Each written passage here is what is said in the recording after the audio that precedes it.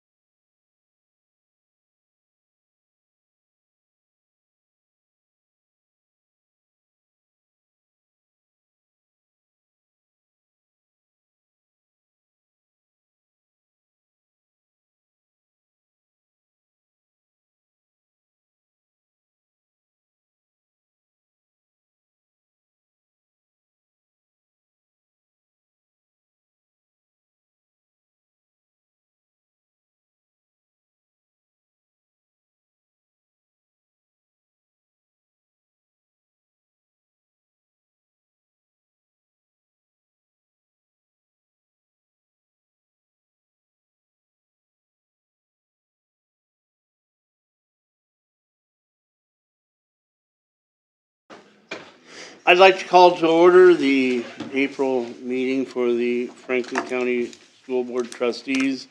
If you would stand and rise with me and give the Pledge of Allegiance and observe a moment of silence thereafter, please. I pledge allegiance to the flag of the United States of America, to the republic for which it stands, one nation, under God, indivisible, with liberty and justice for all.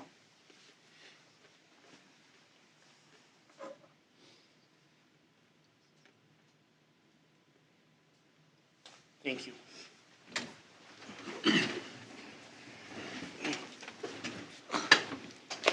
Welcome, everyone. First up on our agenda will be the consent items.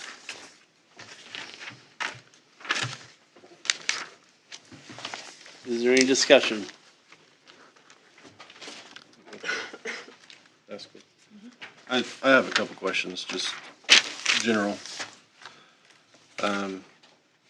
On the new teacher for next year, just curious how, where, for how long was the opening posted as available, and how many applicants or interviews were there? We posted right after Christmas, and there's one applicant, and we're happy to get that one applicant in that area. I saw she was graduated from Centerville. She graduated from Centerville and graduated. She did a year or two at Manchester, and then went to Ball State, decided to go into chemistry teaching. And she's finishing up her student teaching this spring. Is that, how long was it posted, or how long do you keep it out there? And not just that, just in general? Until filled. I didn't know if, On a position like that, yes. Typically, on a normal circumstance, 3 or 4 years ago, it might be 15 days. But now it's multiple months for especially a position of chemistry at the high school. So, and we know we have a fax position open, and we have a special ed at the high school that'll be multiple months as well. And we hope that we hang on to her and nothing better comes along. Yeah, exactly. So we're getting her early as we can. the other is the approval of a coach for next year, the 23-24 season. Has nothing to do with the coach themselves. But this is for the dance coach. Their last competition was April 2nd, and we're already approving it, within a week. Is there a reason this one went so fast? Was there an evaluation done? Why do we put off, why aren't all sports done this way? At least quickly, maybe not within a week, but quickly. Why was this one such a rush? Do we have a policy or process in place for evaluations, timeline or deadline for evaluations or extensions or recommendations? We always, those that particular position, I'm gonna guess that there's moving right into the next practice season, those types of things. Because I look at cheerleading, probably dance cats, tryouts that are almost year round. A lot of our sports are, because we're on the off season in basketball and football, and they're working out and conditioning. So normally, Mr. Doral recommends that as a group, a bunch, right before that season starts. But there are some parameters out there that we would not do that, and this is probably one of those examples, along with a cheerleading coach or something of that nature, where they need to do tryouts. Right, I realize that they do their tryouts in the spring, or right now. I just, with summer programs, conditioning, whatnot, Yeah. should we maybe look at implementing a policy? Well, when we hire them, it's for a year, so. Right. But, so, prior to basketball season, they're still good for the entire year. But once the season's over, maybe we should make it to where, if I was, let's say, a baseball coach, just to put it at the end of the year, and my extension wasn't gonna be approved until next March, I wouldn't wanna spend all summer, fall, winter preparing my Right. team if I don't eventually become, or Right. stay as the coach, is And what I- I'm getting at. And that conversation would be had immediately after the season if they were not gonna be coming back. And I think some of those coaches get 2-year contracts also. Football, typically we've done football and basketball that way, yes. But it is something that I'll have to sit down and have a conversation with Mr. Doral about. Thank you. Are there any other questions? If there are none, I need to take board action. Anyone with a motion? Move to approve the consent agenda. Motions? Second? Katie seconds. All in favor, raise your hand. 7-0. Next up will be the financial reports. The education fund balance as of March 31st, 2023 was $4,418,547.76.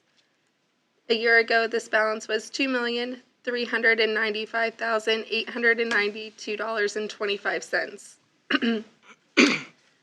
The operations fund balance as of March 31st, 2023 was a negative $54.50. A year ago, this balance was a negative $53,646.21. The investment interest earned year to date as of March 31st, 2023 was $39,962.25. This is compared to $5,836.96 a year ago.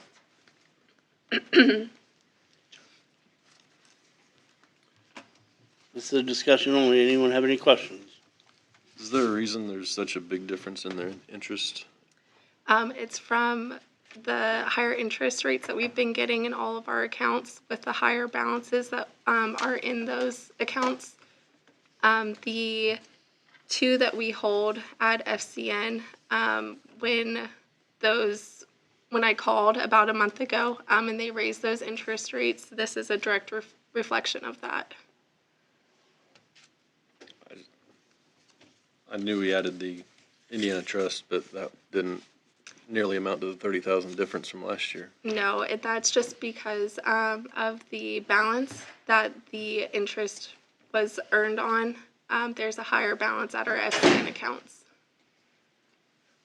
However, what was the interest we earned off of the new investment? I apologize, I don't have that exact number, but I think it was roughly around $5,000. I don't have the exact number in front of me. Any other discussion? If there's no other discussion, we'll move on to the cafeteria report.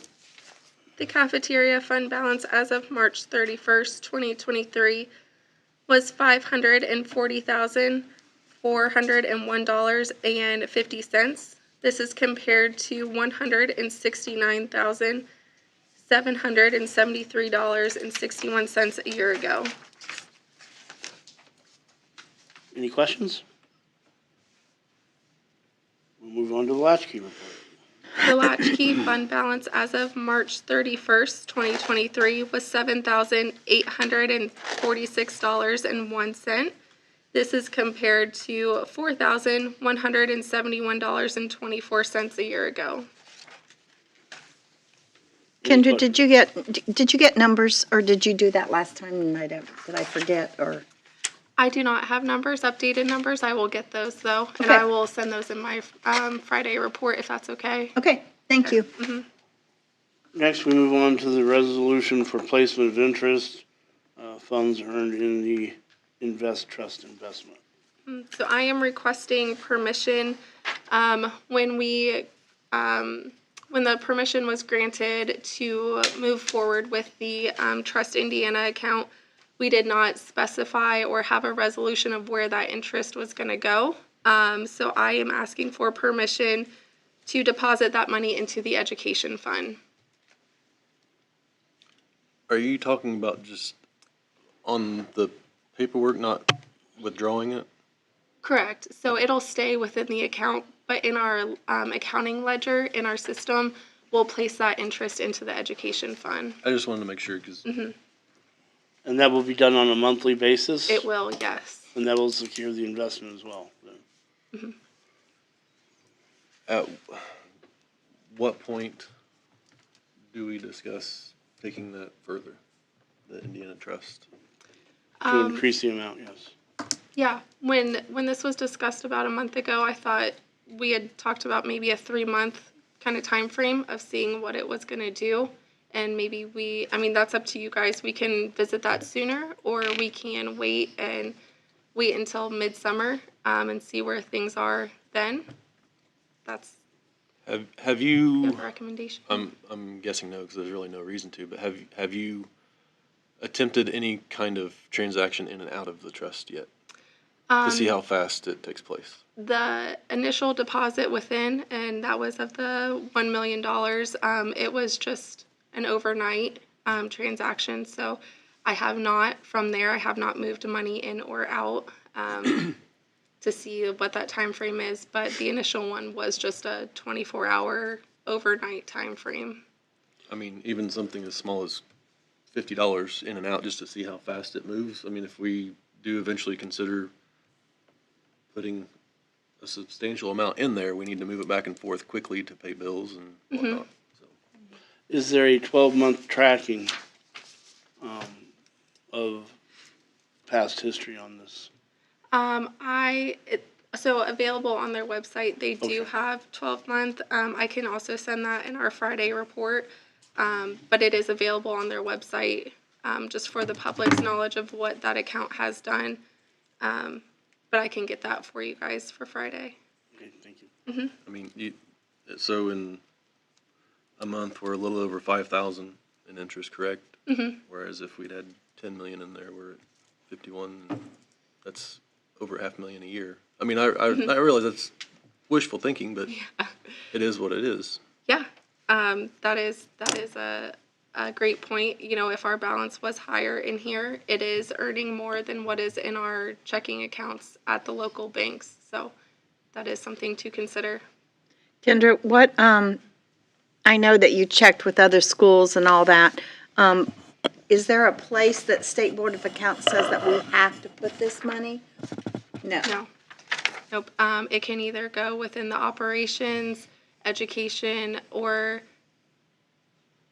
I believe rainy day, but I'm not 100% sure on that. But I do know that it could go into either one of our main accounts.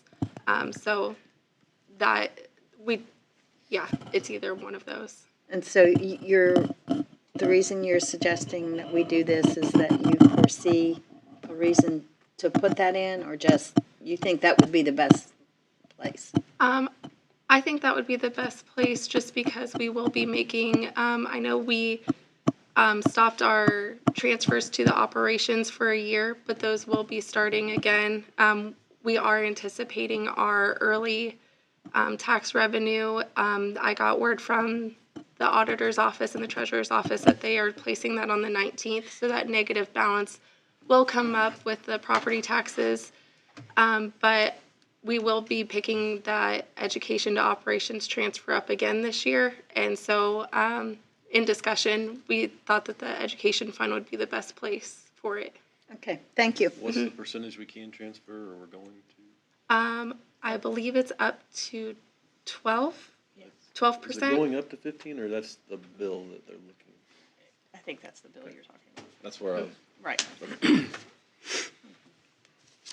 Are there any other questions or discussion? Before we go any further, please could everyone speak up just a little bit louder? Use your projection voice. I'm clear on the end here. Thank Do you want me to yell at you too? Thank you. We need to, Use your teacher voice. we need to vote on this. Okay, we need a resolution on this, on where to place this money. Do I have one? I move that we take Kendra's opinion and her request to place it in the, what'd you say? Education. Education fund. Okay. Is there a second? Rick has seconded. All in favor? We have 7-0. Thank you, Kendra. And now we move on to celebrations. Which,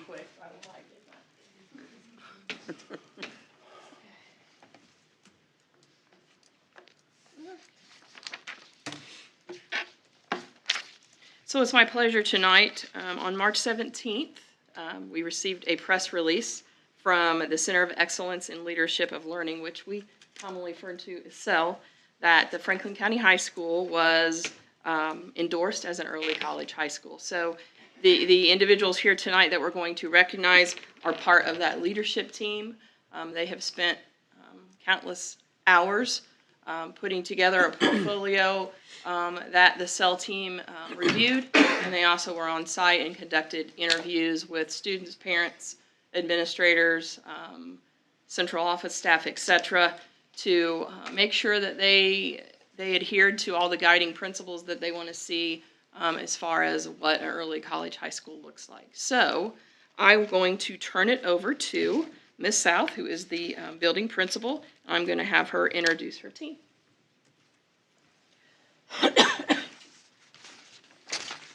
Good evening.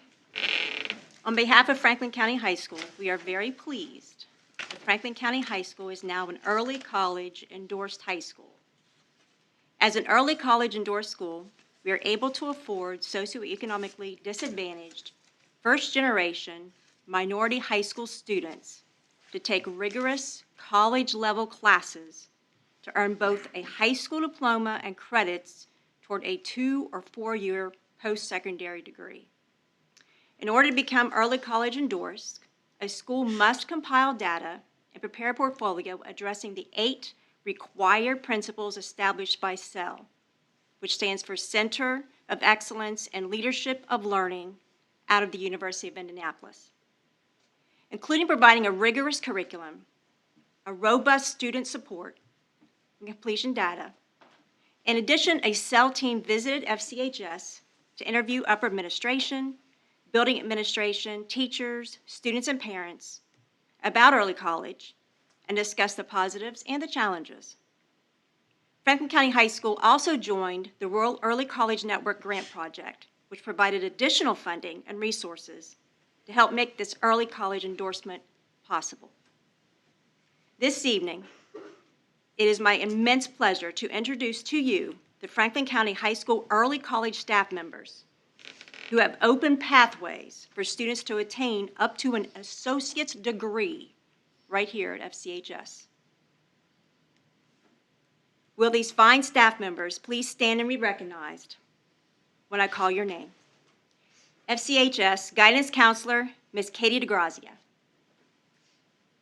FCCSC College and Career Coach, Ms. Sarah Shaver. ELA Teacher, Mr. Adam Hofer. You're the best out of one of the 5 best teachers we've ever had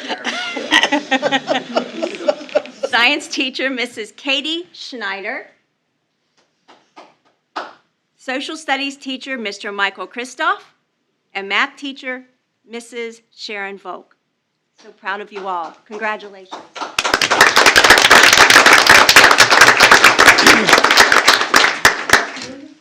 I wish they. It's cool. It's awesome. It's amazing.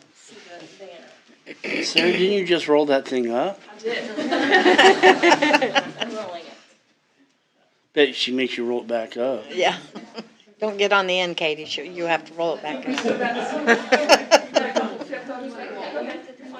Oh, here I am in the bag again.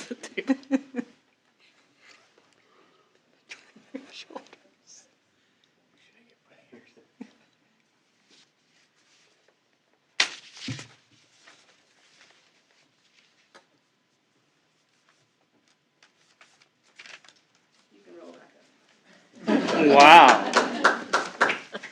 Oh, Adam got it this time. Oh, no.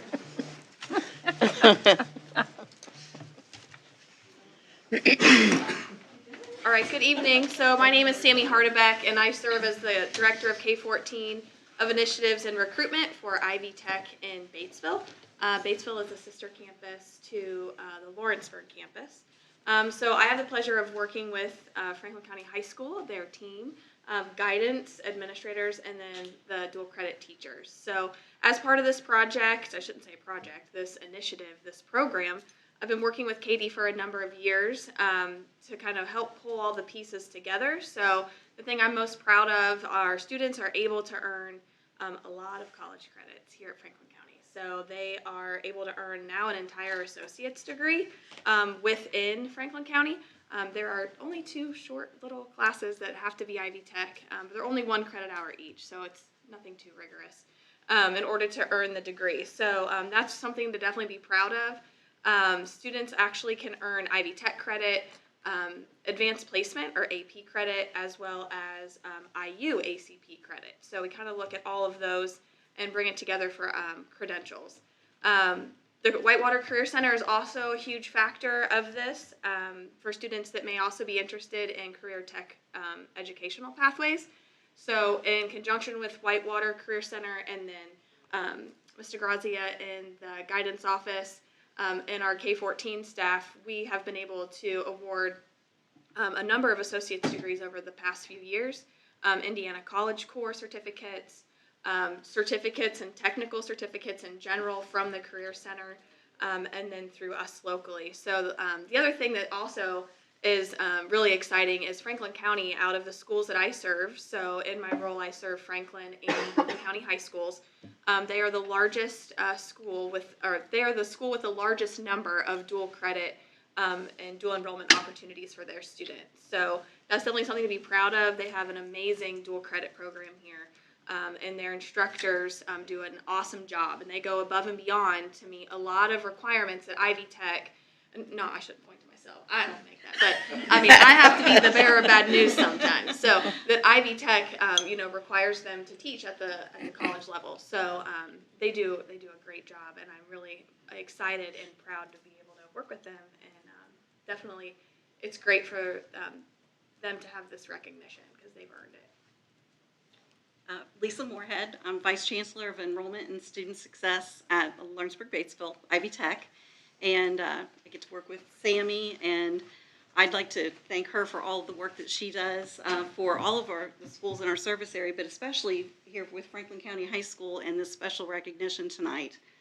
It's fabulous that the students here, their families, and your community will all greatly benefit from being endorsed as an early college high school. So on behalf of the leadership at Ivy Tech, I'd like to also congratulate your leadership team here, your administration, these fantastic teachers, your staff, everyone that makes this a school and a home for your students, and now additional fabulous opportunities for them to get a great jump start on their future. So, thank you. Yes. I think that's amazing.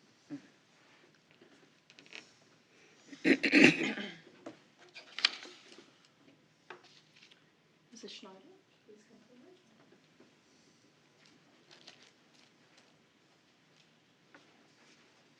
forward.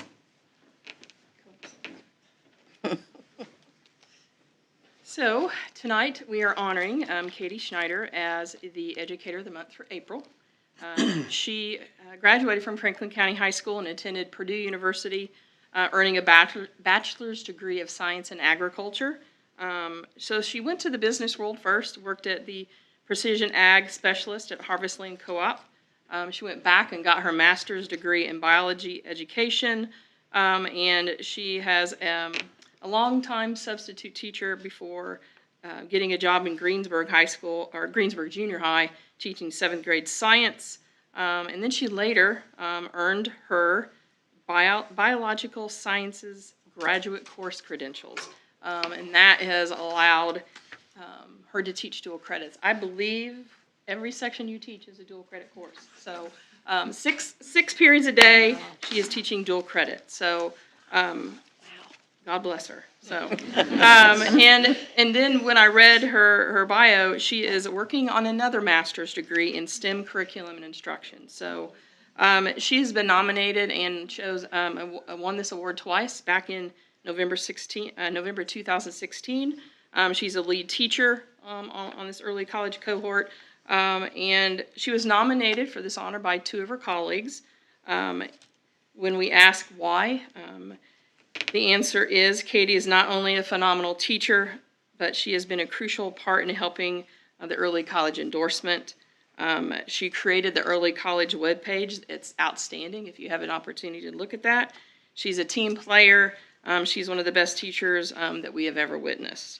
We want her to know that she is very appreciated and that Franklin County High School would not be the same without her. I don't know what she does in her spare time, probably 4-H. Yeah, spare time. When asked what she loves most about her job, Mrs. Schneider responded, "In my role as a dual credit instructor, I have the unique opportunity to see students transform from high school students to college students. Watching my students grow and become confident in their own abilities and realizing they can undertake rigorous college-level courses is the best part of my job." So congratulations to the entire team and to Mrs. Schneider. Kate,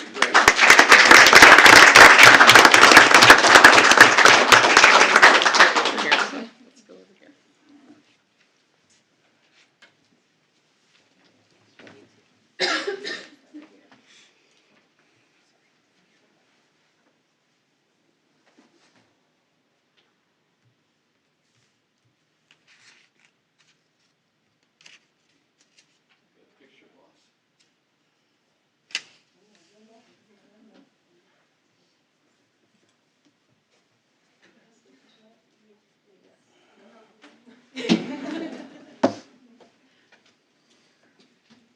Ready?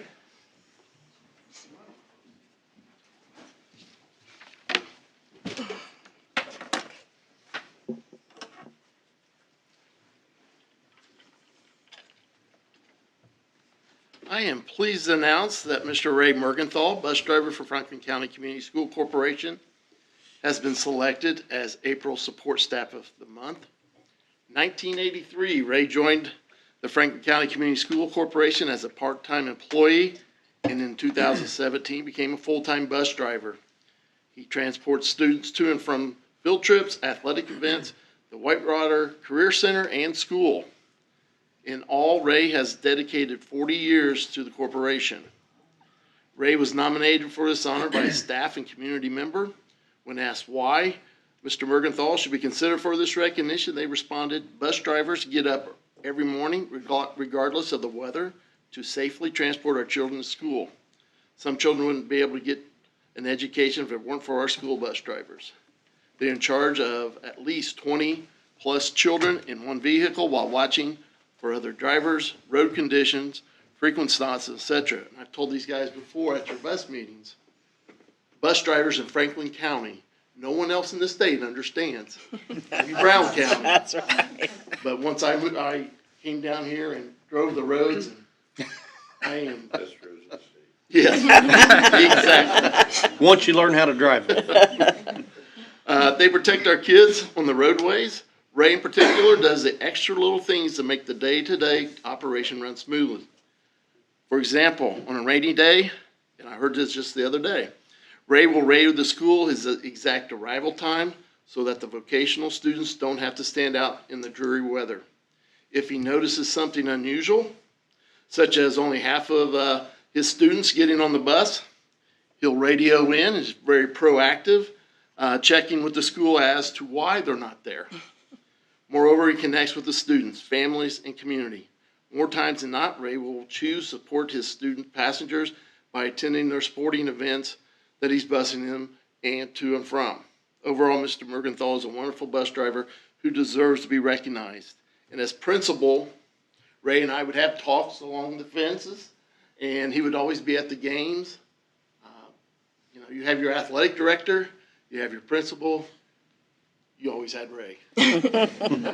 Ray is also involved in many community organizations, including 4-H for 37 years, being a club leader for the Highland High Flyers, serving on the Fair Board Association, and being a volunteer, mostly backed by the animal barns. In his free time, Ray enjoys watching athletic events, whether he's busing athletes to them or just attending for fun. He has 10 grandchildren who all play sports, keeping quite busy with games. If not at an athletic event, Ray can be found at a farm machinery show, an auction, or his farm tending to the horses, dogs, cats, chickens, and crops.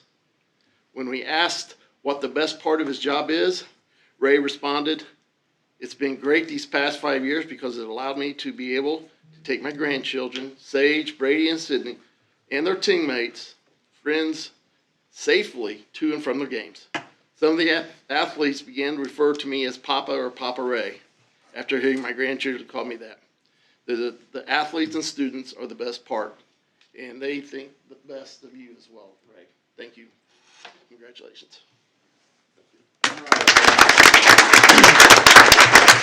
Quick picture of you, Ray.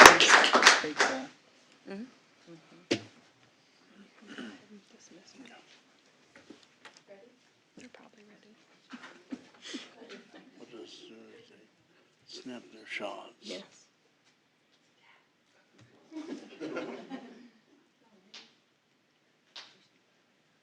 We keep waiting for someone to have that water squirting camera.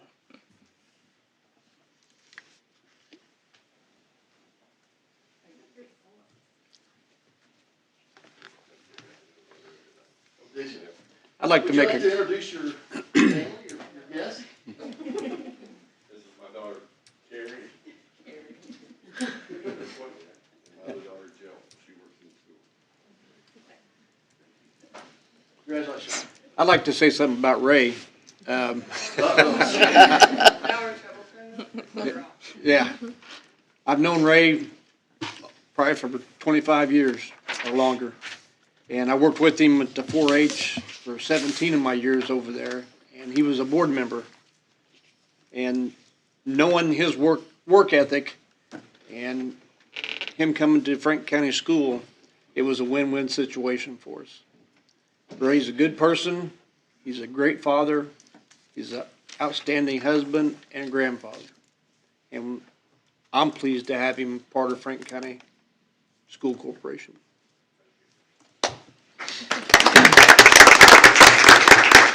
At this point in the meeting, any of our guests who would like to exit before we enter the business portion of it are more than welcome to get up and leave.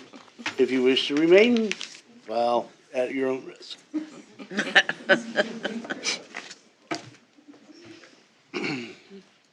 Okay, next would be statements from the public. We have none. And statements from the employees. We have none. Now we will have the superintendent's report. I just have 3 information items. This is just a reminder that kindergarten pre-registration does begin this week, Thursday, from 12 to 7, and Friday, 8 to 3. Just a reminder that if you are registering, they have to turn 5 by August 1st. Please bring your birth certificate, immunization records, and proof of residency.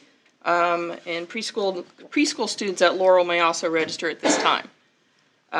Just for information, We will be starting a Head Start at Mount Carmel next year. So any parent that is interested, I believe Mrs. Lake, the principal, will have some information during registration for you.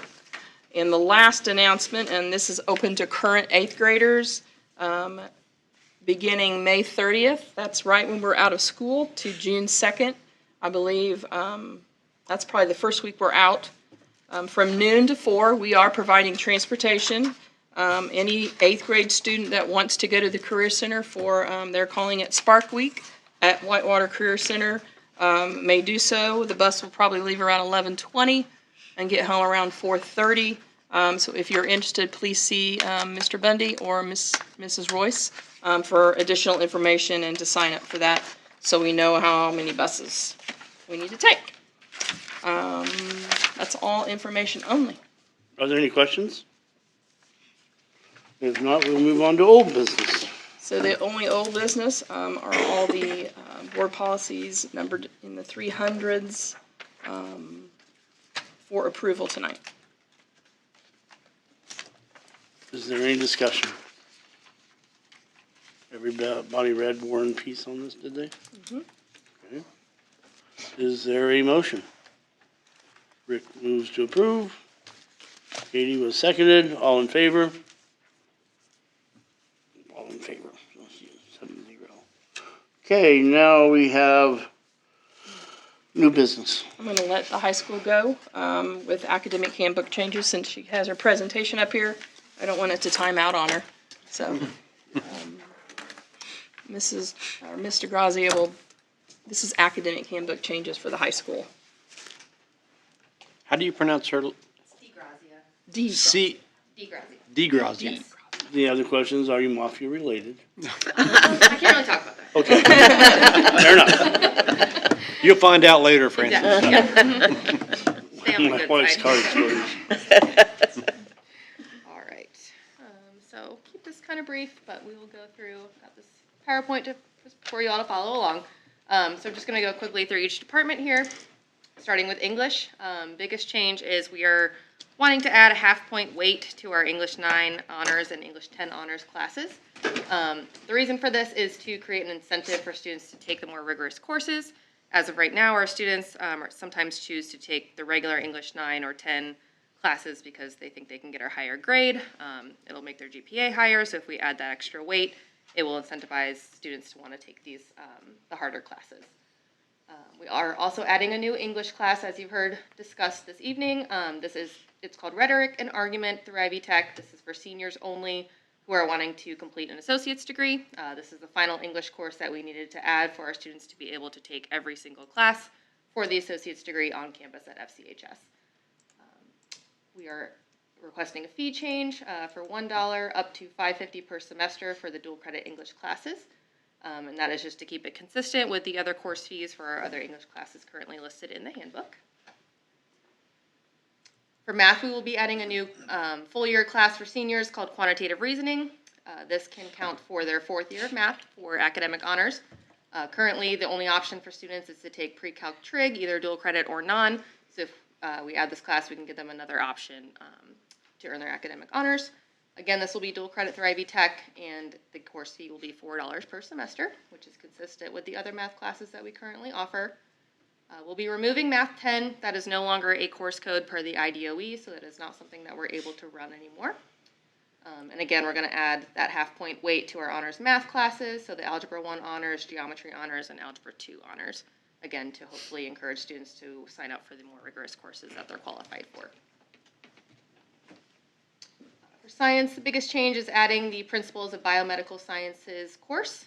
This does fulfill the NLPS pathway that we've been discussing over the past few months. So this gives students an option to fulfill an NLPS pathway starting with this class. So that will be new for next year. And it does count as a science credit for students as well. In art, not a lot of changes, just removing a few courses. So digital design, printmaking, AP 2D, and AP 3D art.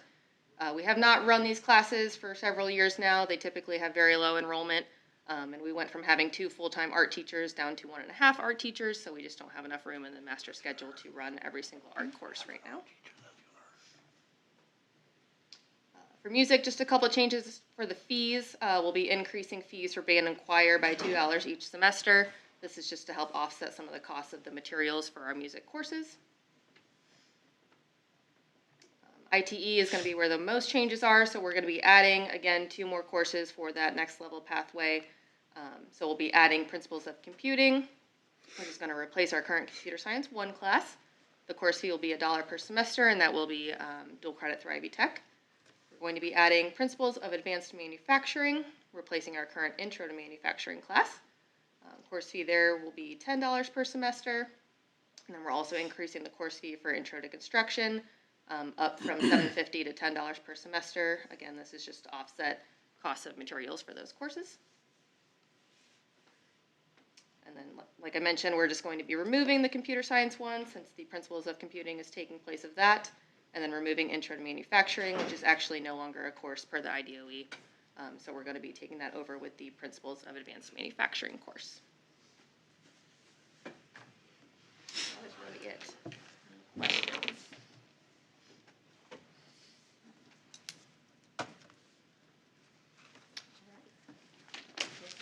We need a motion.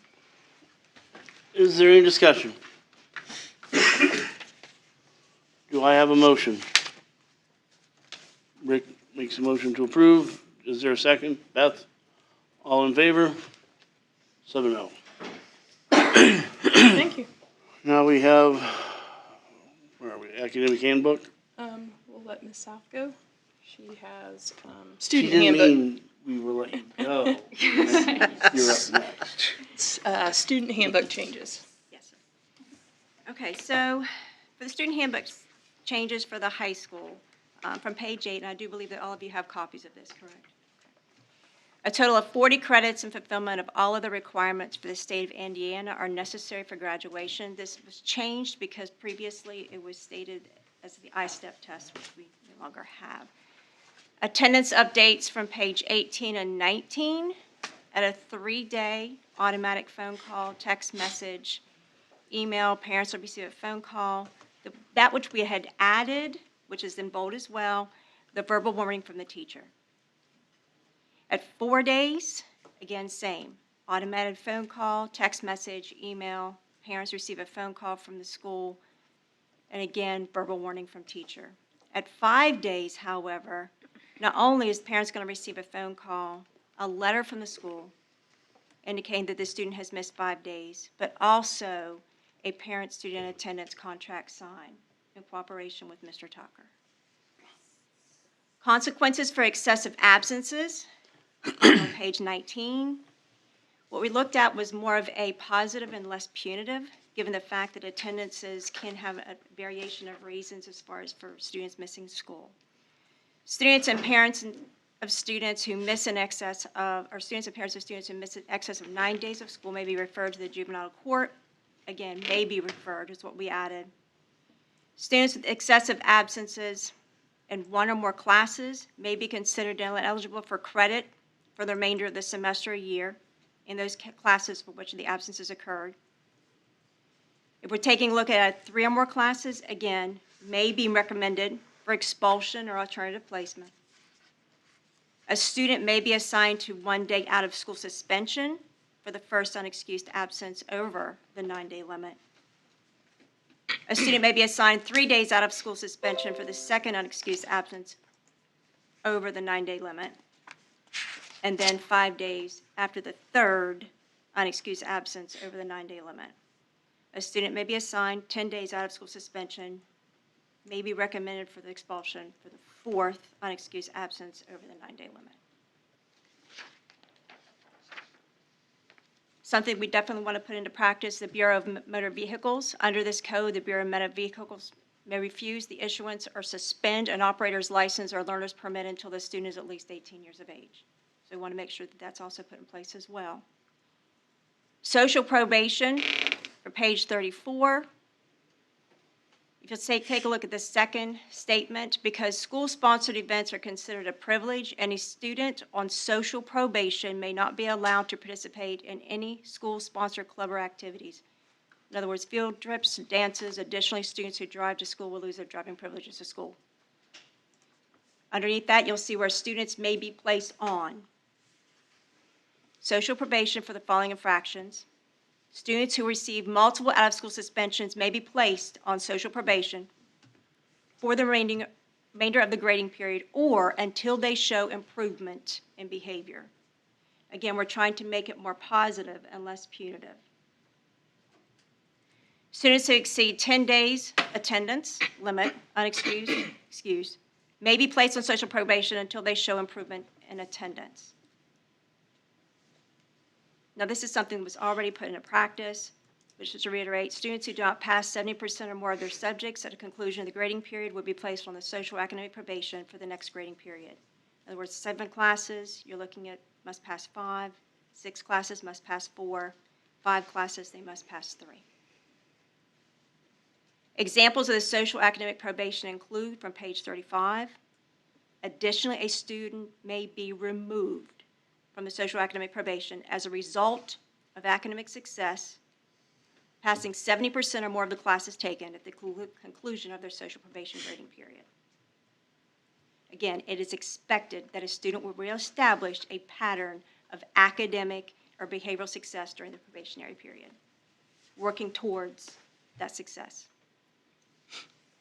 We did add something to the level 5 infraction under major referral, which is page 40, and that also happens to be in bold. Under 9, you'll see where it says threat on another person's life. We had a situation in which it was more communication, it wasn't actually physical. So we think by adding this particular statement, if for some reason it does happen, then that will be able to cover that particular situation. I know you have a lot more in front of you, but we are going to go ahead and table the transportation for this evening and revisit that particular part of the handbook in May. Okay. All right, any questions? The only question that I had was, where are we holding out-of-school suspension at this time? Out-of-school suspension is actually where students are at home and receiving that of Yes. classes. We have not been successful in bringing that program back since the pandemic. Right, Yes. right. I wondered if we were still doing that. Thank you. Any other questions? Do you want to do all of them as one motion? Yes. Okay. Shannon? We're going to do them all in one motion, Yes. so. Hi. The handbook changes that we have for the elementary handbook are, we added the car rider dismissal to the school schedule because we do dismiss car riders before the bus students. We updated the lunch portal on page 4. That is not a new portal. It was just not updated in the elementary handbook. We updated the midterm and report card dates. Finally, the biggest area that we updated was the attendance policy to go along with the new state policy. And for us, we added due to illness for an excused absence. So the bullet point will now state absence verified by a note or phone call from parent or guardian due to an illness. We added that a medical note will be required to have an excused absence once you reach excessive, which is +9.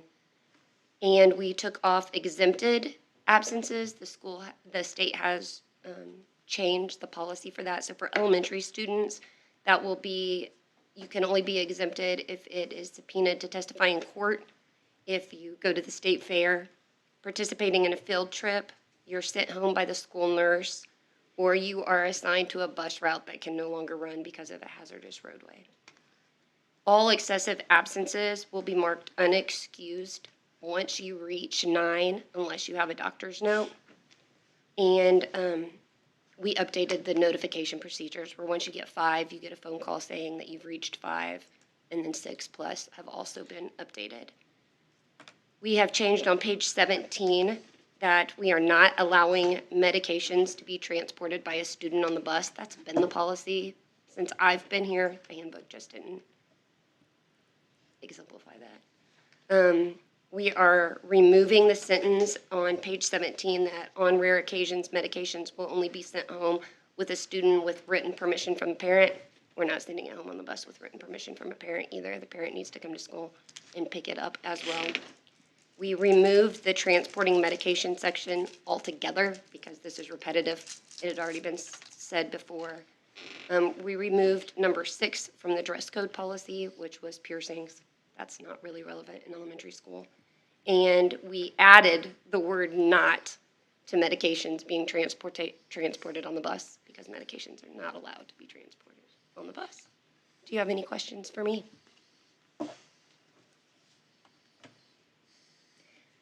Does that include inhalers and such like that? Those also have to be, because they're prescription medication, parents have to sign a form at the beginning of the school year stating that those can be, our older students can keep them on their person, but they must stay in the office throughout the day. But parents do have to sign and know if there have been certain occasions, none at Laurel at the moment, where they can keep it on them back and forth to school, but the parents and doctors, we do not have any doctors have permitted that. Doctors mostly want them to stay at school for school and then have one at home as well. Mr. Vendy?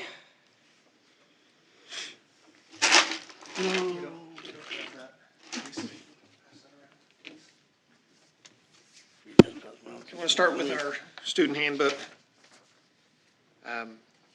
Page 7, access to midterm reports and report cards. We do email that out to parents. So sending them home where, let's face it, at the middle school, they get left in lockers or backpacks or thrown away or on the bus.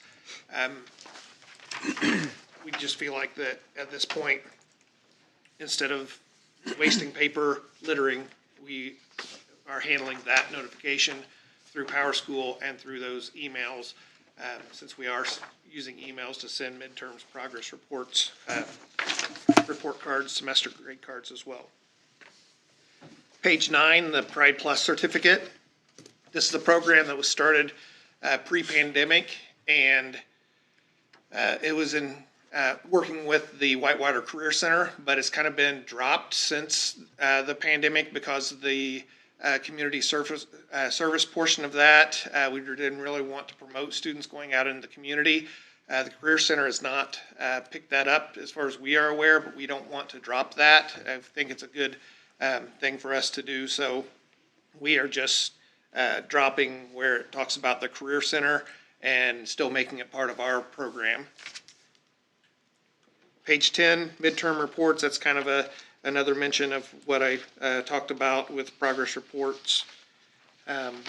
Page 14, building classroom regulation. There's one bullet point that said forcibly remove students from a situation where a student is causing a serious disruption and refuses to leave.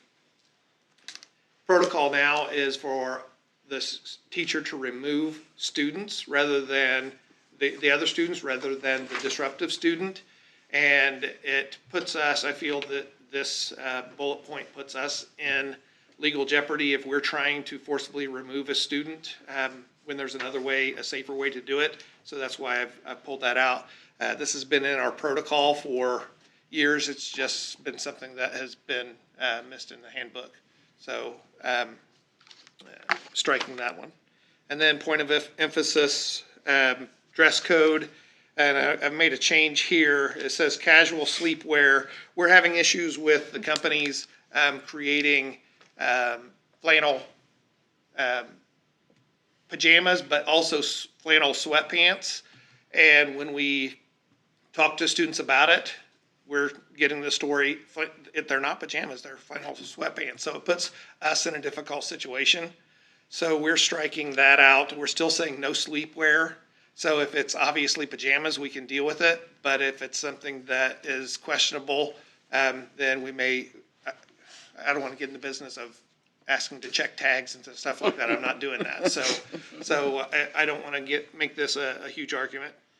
But I do want to make a change from what I provided you. It says, however, fleece sweatpants are permissible. Just striking that, we're allowing it without advertising it, basically. So that's how I wanted to handle that. Lost and found, donating to charities, not at the end of the semester, but end of grading periods, or not end of the school year, end of the semester. We don't have enough storage room for that. So we have right now a barrel full, and it'll be overflowing by the end of the year. And that's since Christmas. So that's what's out.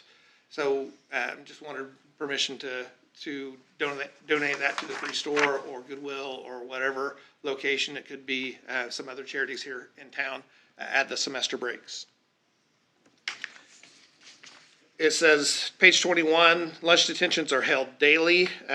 We hold lunch detentions as needed, basically, because not every day do we have students with lunch detentions, and sometimes we don't have the staff, depending on what's going on, to man the lunch detention. So we generally do it Tuesdays, want to do it Tuesdays and Thursdays, and we'll have 5 or 6 kids in those detentions at that time.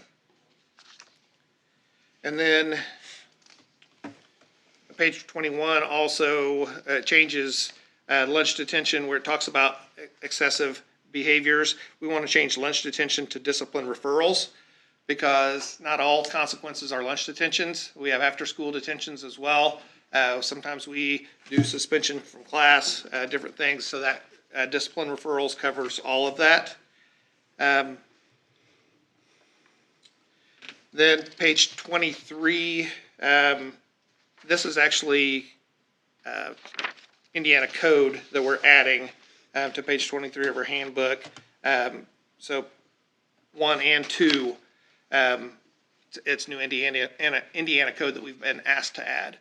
And then page 25 is bribery. That's also new Indiana code that we're adding to our handbook. So it's straight from the code. Page 29, 19 is Indiana code that we're adding as well. Number 24, possessing, using on school grounds during school hours, electronic paging devices. That's another thing that's slipped through from quite a while back. I mean, so we're just asking to remove that because cell phones are a way of life now. Page 30, in-school suspension, removal from class removal behaviors. So we do have in-school suspension in the office, and what we are having an issue with is students who have their phone out during in-school suspension, texting friends, doing on Snapchat, other things, because we don't have the staff to have someone directly supervising the in-school suspension. They're in the office, right out in the hallway, right outside my office, Mrs. Royce's office. So to avoid the in-school suspension being fun, we want to have them turn their cell phone in to one of the office staff when they come into the office, and then they'll get it when they come back. So it's not, we're not keeping it, we're just making sure they don't have access to it so that it makes in-school suspension more of a consequence. Page 31, grounds for suspension and expulsion. This is, again, Indiana code that we're adding for number 14.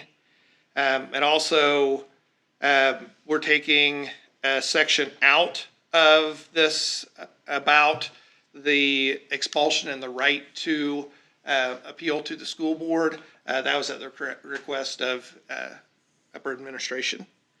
And then the last thing is not on your board packet. It was something that I made a mistake and didn't add into your packet.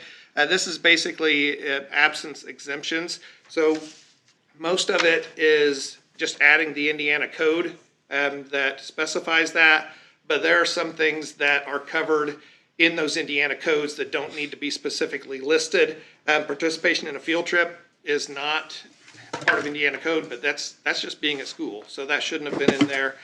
College visit, that can be the educational related classroom activity or non-classroom activity. Extenuating circumstances we're taking out because that's not what the state allows us to use anymore. Death of immediate family, the state does not allow us to use that as exempt. Out of school suspension, even religious observance, the state does not allow those as exemptions for attendance. So we're just taking that information out.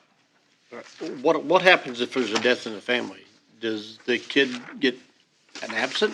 It is counted as an absence, but how we handle that situation, so they have their 10 days. When it comes to 9 days, 10 days, we do consider that. I just dealt with a situation today where there was a COVID quarantine. We didn't count that towards his 10 days. We do that all the time anyway. So that'll be a situation where, yes, according to the state, the student was absent, but we're not going to count those towards our totals for discipline. Okay. That sounds better. Any other questions about the student handbook?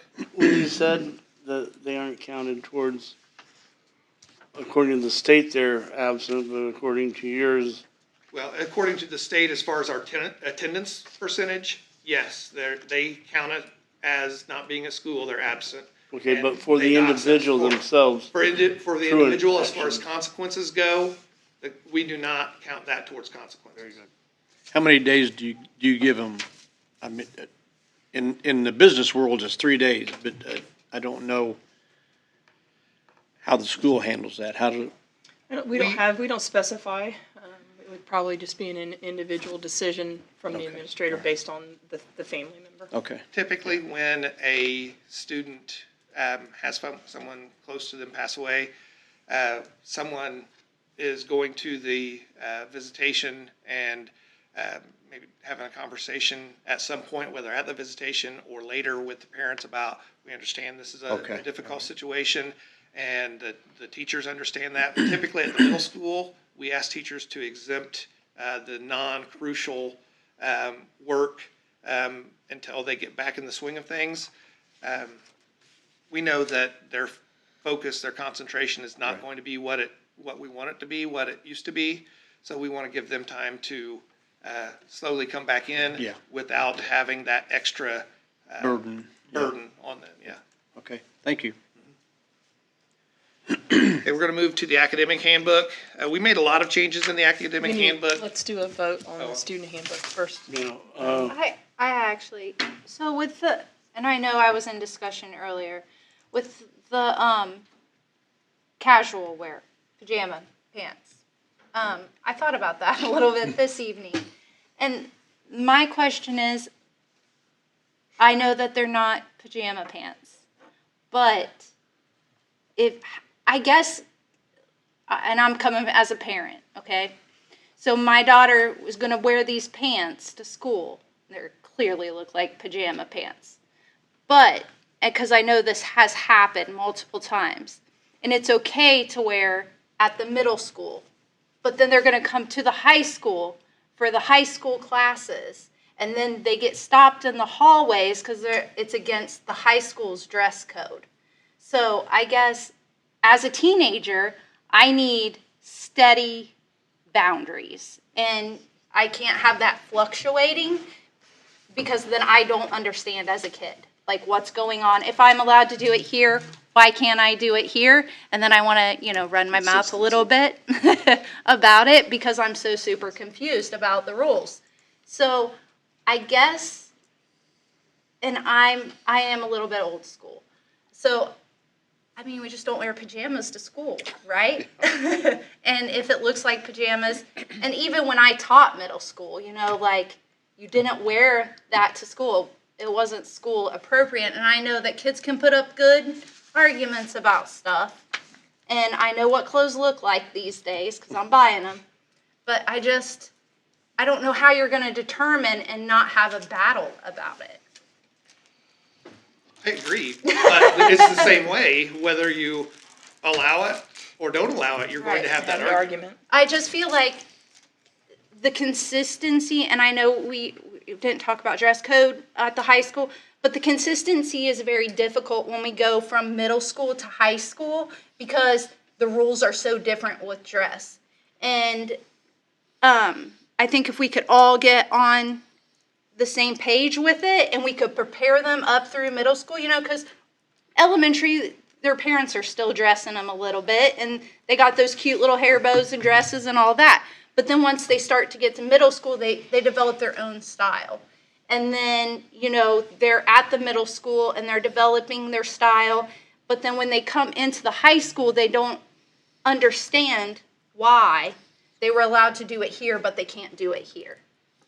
And that is a lot of the complaints I get from the kids. They don't get it.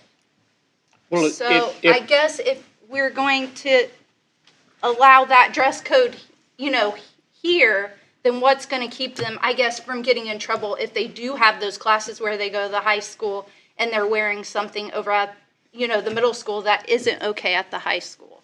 That's my only If they know they're going to the high school, then they're gonna have to dress appropriately for the high school. And no matter where, if they're in the middle school or not. But aren't school appropriate clothes school appropriate? I guess is my. But I guess to Brandy's point is if you're allowed in one and then not allowed where you're going, shouldn't there be something in there that dictates that they have to adhere to the other school's code? I would think, I mean, if, as a parent, if I'm sending the kid to school and they're going to the high school and they know what the dress code is there, then you dress them according to what the high school dress code is, regardless of what the middle school is. But if you're a middle school student, parent, you don't always know what the high school code is. You what? You don't know what the high school code is if you just have the middle school. Well, So you just, find out what this it is is. great discussion, but I guess other than this pajama pants, this fleece pants thing, what is different between the high school dress code and the middle school dress code? Can I interject real quick? I'm sorry. Page 24, the dress code for the high school, number 17, says casual sleepwear, example, pajamas, house slippers, etc., is not considered normal everyday school clothing and should not be worn to school. So all we are doing is taking out where it says casual. That's the difference. So other than that, I believe that about 2 or 3 years ago, the board asked us to have the same, pretty much the same handbook. So the middle school trashed our handbook and adopted the high school's with some alterations, but the dress code was the same. So now the only difference, I guess, is that word casual. The high school could strike casual would be the same. If you want me to leave it in, I don't really care. We still have that same argument about flannel Either way, pants. And it comes down to whether we're going to allow students to wear fleece pants that aren't sold as pajamas. If they look like pajamas and they walk like pajamas, they're pajamas. But if they're fleece pants and you don't say they look like pajamas, then we're good. You start quacking like pajamas, we have problems. Yes. Well, I mean, don't just want like, them to look like they're wearing their pajamas to school. Right. Period. Right. And Almost if we can every determine, if we can look at a student and look at them and understand that and know right from the get-go, then I'm okay. But if we're questioning it, it's probably not okay. well, almost every team sells flannel pants. So do we consider those Bengals Pajamas. pants, or Those do are we jammies. pajamas, or, Those are jammies. I mean, what do we, If they're flannel, they're jammies. But I appreciate what Brandy is saying because it is difficult with the Just students make- when just they're at school make it and the they same- go over for the AP class and Make it the such. same rule. Right. And I think our handbook does. Yeah, in is essence, it is the same rule. It was just this situation with Just gonna have to make sure that both parties are saying the same. Yeah. But Mr. Bundy, I appreciate your flyers, your memos that you send home. I enjoy those so much, but the one that had the graphics of these jeans with these holes, they're okay. But these jeans, no, they're not appropriate. I loved that, and that's what parents want to see. They want to see what you're saying, and So do that and with the the same with the flannel jammies. Yeah. Yeah. These There you flannel go. pants are okay. These are there you not. go, perfect. We can do that. I'm just trying to save myself a battle. No, I understand, and Absolutely. I'm trying to save the battle too, because I know that there's going to be an argument because this was bought not as pajamas. These are sweatpants. Right. So, and that's where we are right now. Obviously, the ones with characters on them, things like that, those are pajamas. It's the other ones that are the plaids or the checkered or different things like that where we're running into problems with. And two, you know, I like I tell the kids, I come from a business world. I'm business minded. So dress to me is very important because when you come in for an interview, if you're coming in this attire, it's not okay. So what are we preparing you for? And that's why I even tell my daughter, when you get up from school, like you should put on your best and present yourself the best. Not that we should judge a book by its cover, but unfortunately we live in a world that does. And I want you to be a successful person in life. So going into your room and putting on what appear to be pajama pants and going to school is not okay, because one day you're going to go into a job and we have a profession that we have to have, and this is how we have to carry ourselves. And all that's great, but I don't think this is really a heat-seeking missile. And No. I also have to think that you have to, you know, I agree with what you're saying. that's but kinda we where also- I'm coming We also from. have, yeah, no, I mean, we all understand what you're saying, but in this community, we also have some pockets of significant poverty. And Absolutely. those Absolutely. flannel pants are significantly cheaper than jeans. And that, I think that comes into play with a lot of the kids that we see in this situation. That's where it's coming from. so we need, if there's no more discussion, we need a motion to approve. Grant, what's your, take on it? Is he asleep? Is there a motion? We need a motion. I like the consistency approach because I could see a kid going, well, that's not fair. Why are they saying it's good here and not good here? And I think that's the main thing, is making sure it stays consistent. Well, could we approve this with the understanding that we will communicate and come up with what is, we can even leave casual in there, but as far as what we're doing with the flannel pants, we'll come up with a consistent way to monitor that. Yes. Will that be the same as the high school? Yes, consistent between the middle school and high school. Okay, all right. Okay, do we have a motion? Wait a minute. When do you have to have your books printed? I mean, We do don't you print have, them, we'll do We don't print online them. it'll be registration. online, it's so all then digital. if we need to change, it'll, We'll be coming back in May with additional recommendations. Okay. And they can address that at that point. okay. Katie made the motion. Katie makes the motion, Second. seconded Rick, all in favor? Chris, could I ask you to let Bill and his counterpart go?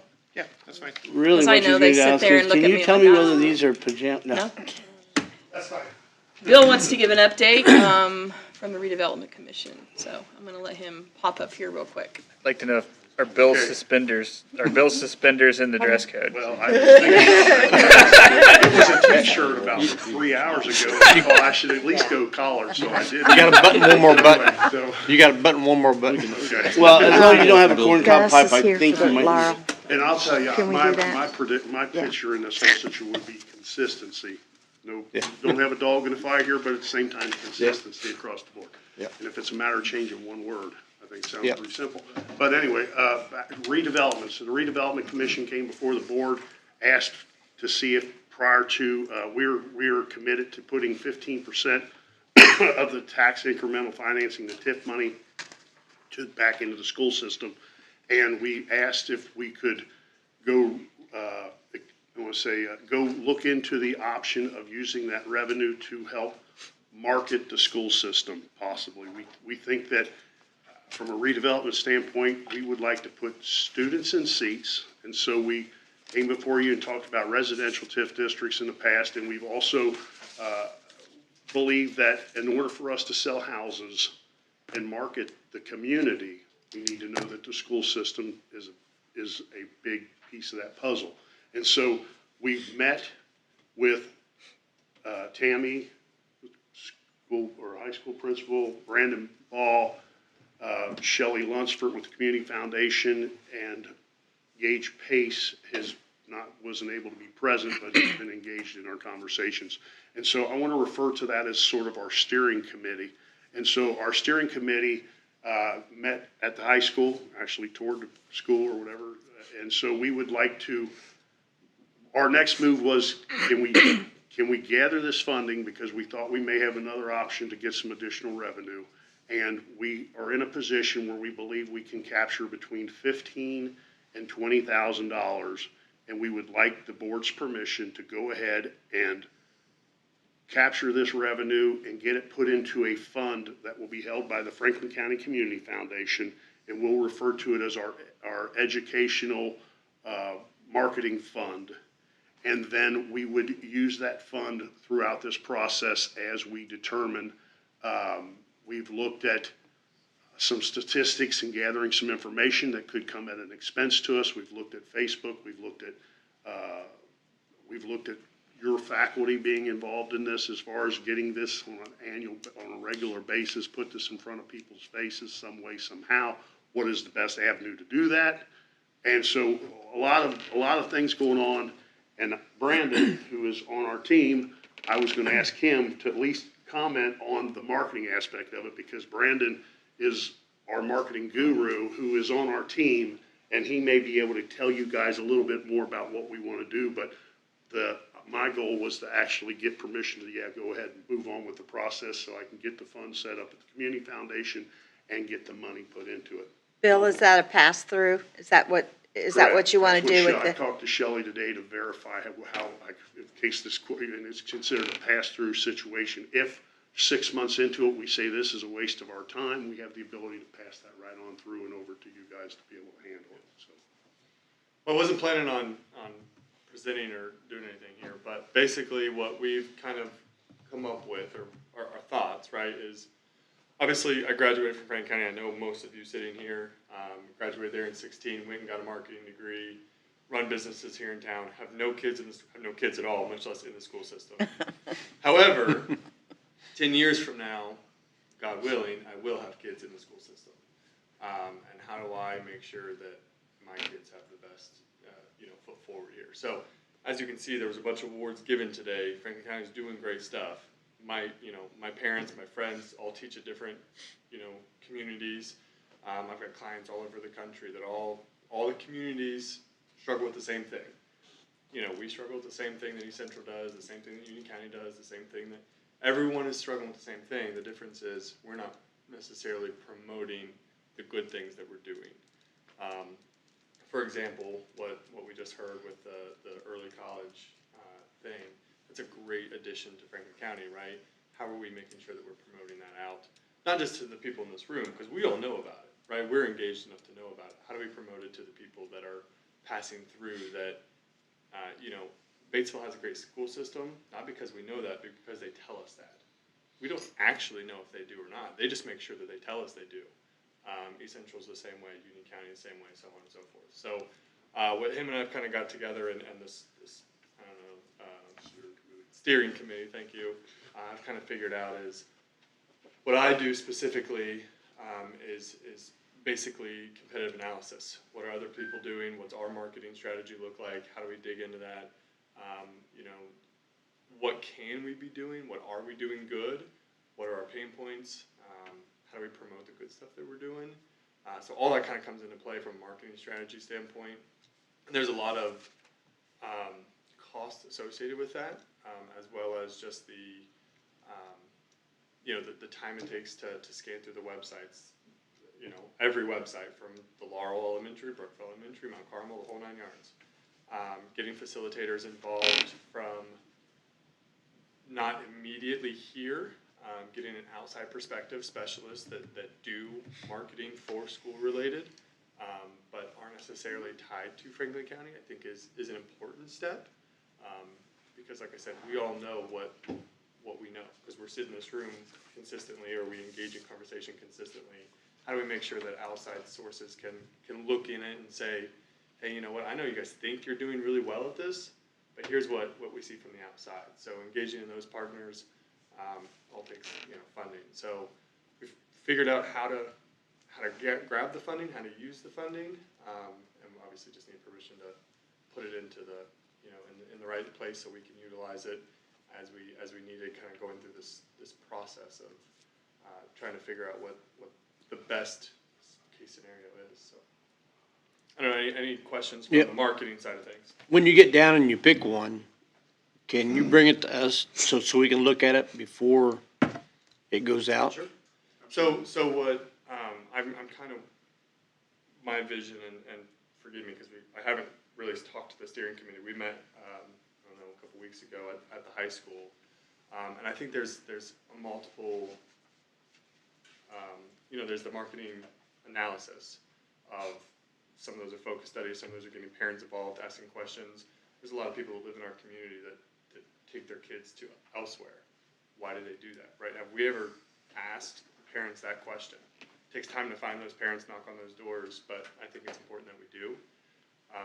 So I think that's kind of your first step. And then from there, figuring out, okay, here's what we learned. We don't know how to move forward yet because we don't know what the root of the problem is yet. So kind of how we move forward is going to be a stepstone how we spend the money. And I'd have no problem bringing that to you guys and saying, hey, here's how, some of the money is going to be spent up front in doing all the facilitation of this. Yeah. But then once we say, if that takes, I'm just going to throw numbers out, not sure exactly what that's going to take, but let's say it's $5,000 and we have 20 sitting there, the other 15 would be, check marked off to do these other projects, so. As much as we all use our phones, one of the big things when we were building the pool and raising the money was that we made a video. We put it on YouTube. And we got so much response from that, marketing, what we were doing, what our ideas were. So I'm just throwing that out. Part of what our market is. Our steering committee has, Shelley Lunsford's the one who, actually a customer of mine came in who takes photographs, I can't think of his name now. He takes pictures in high schools or schools all over, and he was excited about this idea. But anyway, he said, he sent something to Shelley, it's Mylan did a video, done 7-minute video. I think, Tammy, you may have gotten it sent to you, but it's a 7-minute long video. And it's interviewing students and teachers and parents. And Didn't we do a video? That takes Yes, a he lot did. of. We did a video. 2 or 3 Yeah. years ago. Yeah. Before I retired, we saw that. 'Cause they were down at the dam and everywhere else. Yeah. In the pictures. And we've considered that idea again, and I think it's great. The question is what makes somebody in Milan even look at it? And that's what I'm trying to figure out is that we may all run home and go look at a Milan video, but what do we need to do to get people to look at it? But I think, I looked on, and I just happened to do it. I was on my phone and I was looking at real estate. And I clicked on one and it was in Franklin County and it had the school come up and I clicked on that there and it was the F for Franklin County School. So I actually did some research in this. We had Tammy, I'm going to refer to you. What's the committee that we sat on that I was invited to? Actually, we were both invited to last time. College success. Yeah, College Coalition meeting. We were in that meeting, I don't know, 18 of us in the room or something. And I did the same thing, got on my phone, looked at real estate, and I actually Googled Franklin County. So slight background. Basically, I'm one of 15 people in the world that do what I do in the world of Google. So I specialize in exactly what you're talking about, is when you search insurance near me or business, restaurant near me or anything like that. Well, it's like putting it on there and you want yours to be number one. Yep, so it's all SEO based, it's all keyword based. So if you're looking for Franklin County High School, whatever site that was, some of them we have control over, some of them we don't. If I search Franklin County High School, the Franklin County High School website's gonna pop up. But also, in addition to that, is gonna pop up, Zillow.com or all these other, some of them are state sites, some of them are free run sites. The one that I happen to look at, and forgive me, I don't have it, wasn't prepared to speak, basically was just based on the reviews on that site. It wasn't pulling in anything else, it wasn't pulling in test scores, it wasn't pulling in anything but the reviews on that site. We had a C-, but there were 5 reviews. I could sit there right now, we could write change some that reviews immediately with just the people in this room. Yep. The problem is finding that person, and maybe I'm that person, that has the time to say, go to this website, go to this website, go to this website. You write a review, you write a review, you write a, and that's what it's going to take in order to change that overall perspective. And you don't have to do it on, it's not feasible to do it on 1,000 different websites, right? But the way the algorithm works, we can do it on the top 20. And if those are the ones that are SEOing well, I mean, how many times have you guys ever clicked to the second page of Google? Never, right? If it's on the first page, it doesn't matter. You know, we joke that if it's not on the first page, it doesn't exist. Yep. So we just have to focus on that first page. And some of them we control, some of them we don't. But what can we control, and how do we change those ones? We could come back and give you homework. No. So anyway, any other questions in regards to that? Yeah, well, on the marketing front in general, it seems wacky to me conceptually that a governmental entity needs to market itself, but in reality, we've got school choice, we've got people, you are competing now for students because they can go any place. Talking to Bill and John about economic development things, some of these economic development consultants, people that cite factories, do things like that, they're out trolling around. They see all of this nonsense on Facebook. One of them, I can't remember, Bill or John, one of them approached one of them with a harebrained Facebook rumor out of Franklin County that, like, and it's, you wouldn't think it would have gotten beyond our little walls here, but it did, and it was somebody that mattered. And you've got to be able to combat that. And particularly in this community, we've got a batch of toxic trolls that just love to sit and spew garbage. And they don't realize not only are they hurting us here directly, that gets out, that gets around. Other people see that now. They're not just complaining to their neighbor next door. I mean, I see all the chaos going on in Ohio now because I happen to be on their neighborhood because I'm right on the state line. I'm on their neighborhood feed. So I'm getting all sorts of crazy stuff about the schools in Ohio now. Well, I think you just said it. Is I would argue that point not argue that point, but the reason we're here is because of that point. Yeah. Right. We're not giving them anything good to talk about. Right. We're only letting them spew whatever they want, and we're not giving them anything to talk about.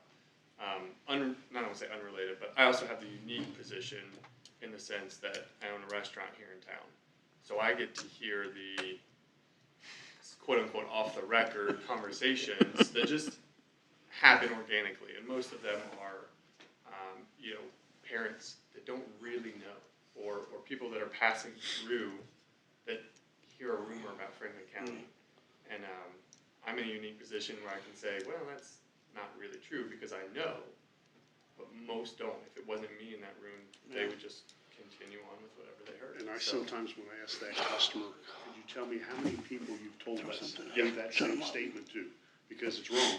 Yeah. And if you shared this with 12 people, and those 12 people shared it with somebody, oh Yeah. my gosh, we're in trouble. Yeah. So that's what we're trying to get hold of. Oh, okay, we're kind of at a point here where we need to decide what we're gonna do. So is there a motion on the table here for this? I'll make a motion that, we, The education fund. yes, and the pass-through. And, have you looked at any other schools in Indiana that has marketed their schools and how they done it? Okay, Wait, Briefly, that's a motion. That's a motion. we have a motion being Yeah. made here. Okay, Discussions. all right. Need a second then. Is there a second? Second. Second, all in favor? Chris? I'm gonna add one more thing to you real quick. I'm gonna tell you the difference between 15,000 and 20,000. The answer ain't 5. But anyway, so but the trick here is the Franklin County Redevelopment Commission has committed to give 15%. That was requested by the county commissioners, and I believe your school board asked for that. So the commissioners are committed to do so months ago, and we're in the process of trying to get some paperwork in play to get that actually up and going. Right. And actually, Mr. Reeves, who works with the county, I believe created a draft pertaining to that. I was not at the last Franklin County Redevelopment Commission meeting. So I was actually in Jeffersonville looking at Ready 2, trying to get us some more money. Anyway, and so my point to you all is, I went to the town's redevelopment commission and who has expressed an interest in being involved in this project with me too. And that's where I got a commitment that said they would give us up to 10 grand. That was the 10,000. We're tied, our hands are tied. You're only gonna get about 7,500. the question came up, are we going to put this 15% in retrofit, retroactive, whatever, back and forth all over the board? My intentions is gonna be to go back to my redevelopment board, once we get the proper paperwork in play for the commissioners, it's basically between the commissioners and the school board. But once that paperwork is in place, that I'm going to request that we look at what we capture in '23 and pay it in '24. I am going to request that we don't do this '22, '23, because when we put this thing in play, you people will have capped me at 15%. I want to give you more. And I can't, but I can as long as when this thing gets put into play. I have to run that by my board, okay? Yep. But the town has given me up to 10 grand. I want to put in 10, they put in 10, we got 20. That's how I'm trying to get you your 20, just so you know what I'm up to on my end.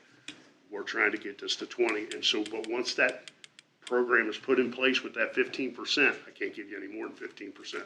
I want to. So anyway, so. Thank you very much. Good. Chris? I bet you're chomping at the bit to get this out. If you look at the flyers that I sent out, you'll notice that Mr. Ball was on that, because he was one of the presenters, gave up his time for our career day, and I thought it went really well, and so thank you so much for helping our kids. Thank you, gentlemen. I said something to him. He yelled at me. Okay, academic handbook. I'm not saying.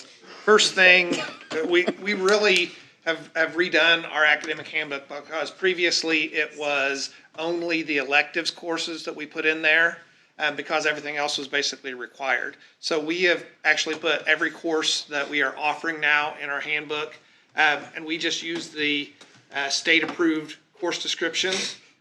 We also included the IDOE course code prerequisite, and also whether or not it's a high school credit. So going from there, we already talked about the Pride Plus certificate. Page 9, we are moving from our 6th grade specials being 1 day a week to 9-week rotations. And we're doing that because the state, with how they do attendance now and with Power School, they're not able to have the student in 5 second period classes. So if we don't change to 9 weeks, then our attendance is totally off. And we're running into that right now, and it's been a major headache for Toby and Jared and Heidi to try to figure things out, and the only way to correct it for next year is to go with 9-week courses.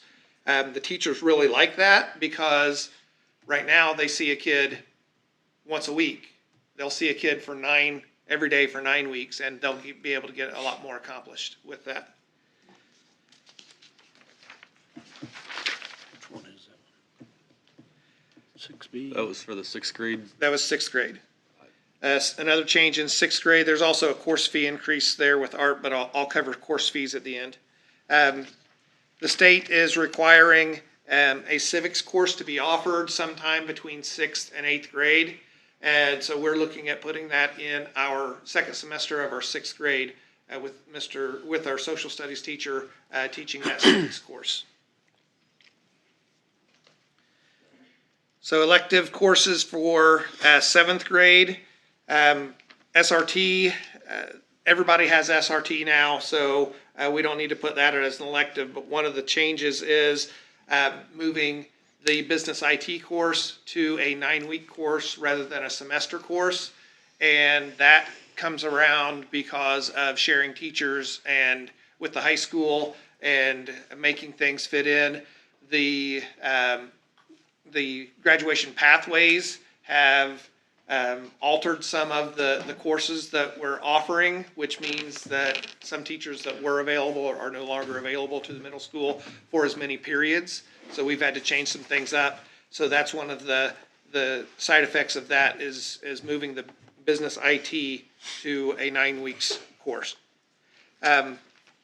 Also, just allowing or putting in examples into our academic handbook.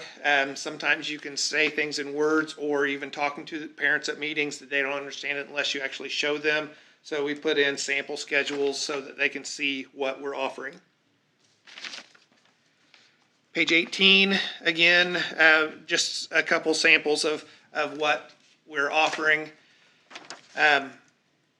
When we look at electives and you throw either band or choir into the situation, it does impact what they can take, and there's a couple different options to this, so we try to list that so they can see it to make the decision.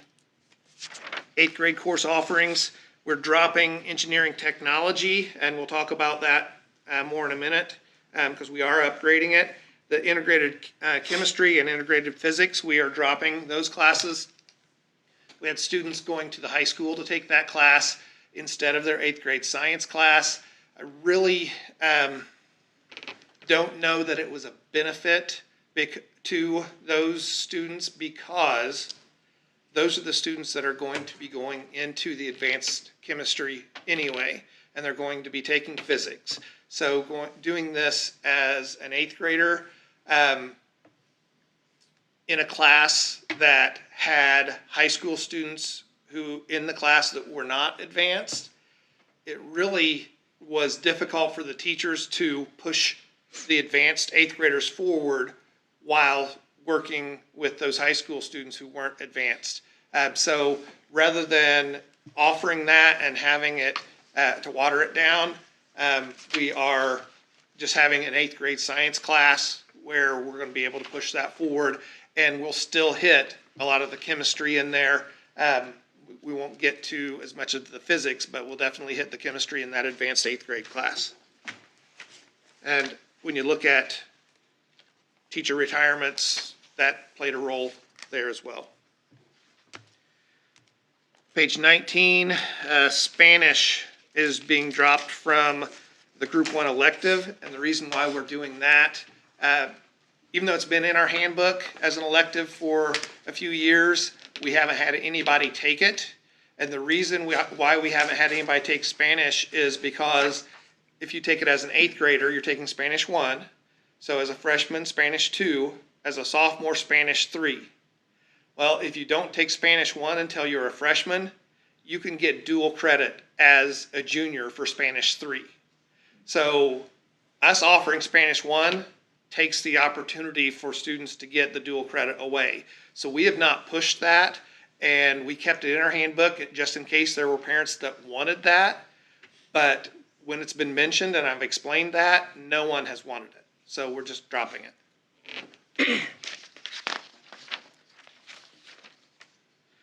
I mentioned the engineering class that we're dropping. We are picking up the Essentials of Engineering, which is CTE money that comes in for those students and high school credit as well. So I think that's an upgrade there. Again, dropping Spanish, dropping the integrated chemistry and physics. And then we go down to change in fees. So we are looking at increasing fees. We haven't increased fees in probably 5 years at the middle school. So we are going up in some areas. Things are a little bit more expensive now. So we're trying to make sure that we can still provide the students with the same type of experiments and opportunities that we've been able to. If you do look, the family consumer science is going up significantly. That is not because of the expenses as much as it is that the teacher has been doing the course fees, but then collecting money from students for certain science sewing projects. And we want to take that out of the teacher's hands. The teacher shouldn't be handling the money. I'm not saying that she did anything wrong. I don't think that at all. But this way, the fees are coming directly into the school, and that teacher doesn't have to handle money.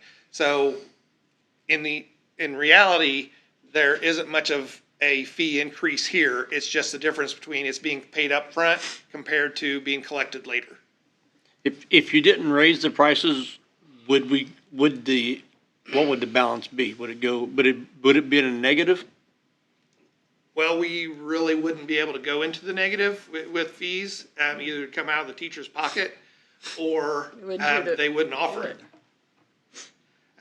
When you're looking at family consumer science, for example, the cost of groceries for those cooking labs, that's big. The science projects, the art projects, those things, the prices are going up, and we just wouldn't be able to do it. All right.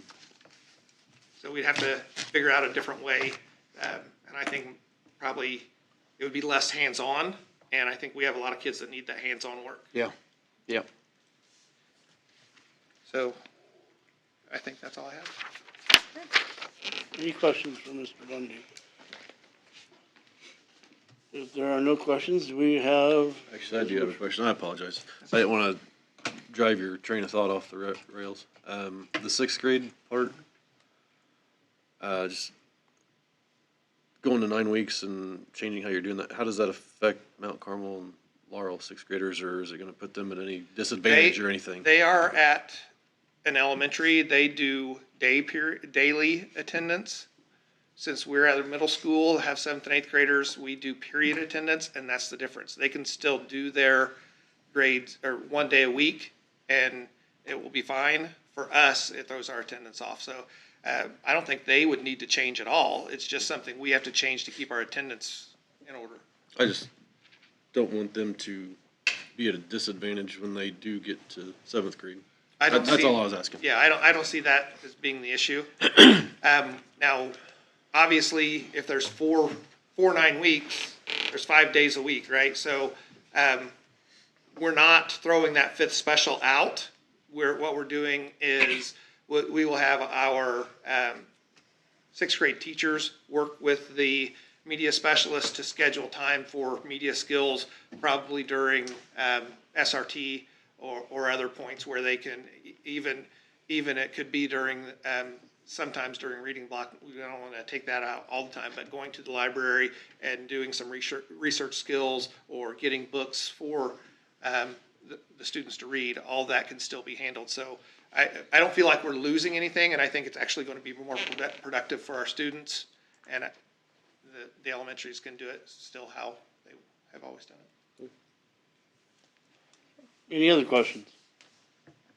Is there a resolution? Motion, sorry. Was that Grant and Rick? All in favor? 7-0. Thanks, Chris. Thank you very much, Chris, for yielding the floor there. Okay, now Mr. we're. Adams, are you here for the Laurel Little League, correct? You have a person over here who's ready. Item 8. I'm sorry? Thank you, Mr. Bundy. You have a person who needs to present, looks like over here. Yes, but he's going to be here for a while, so I'm going to let you go ahead I've been and here go. for a while. He's going to take a minute, so if you'd like. I don't take a minute. You I think- pass these out for Deb Francis and Sam. Thank you.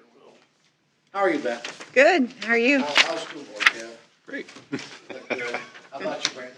Good. I know the student is interested to see all the, and Kendra, all the students I have here tonight. How are you?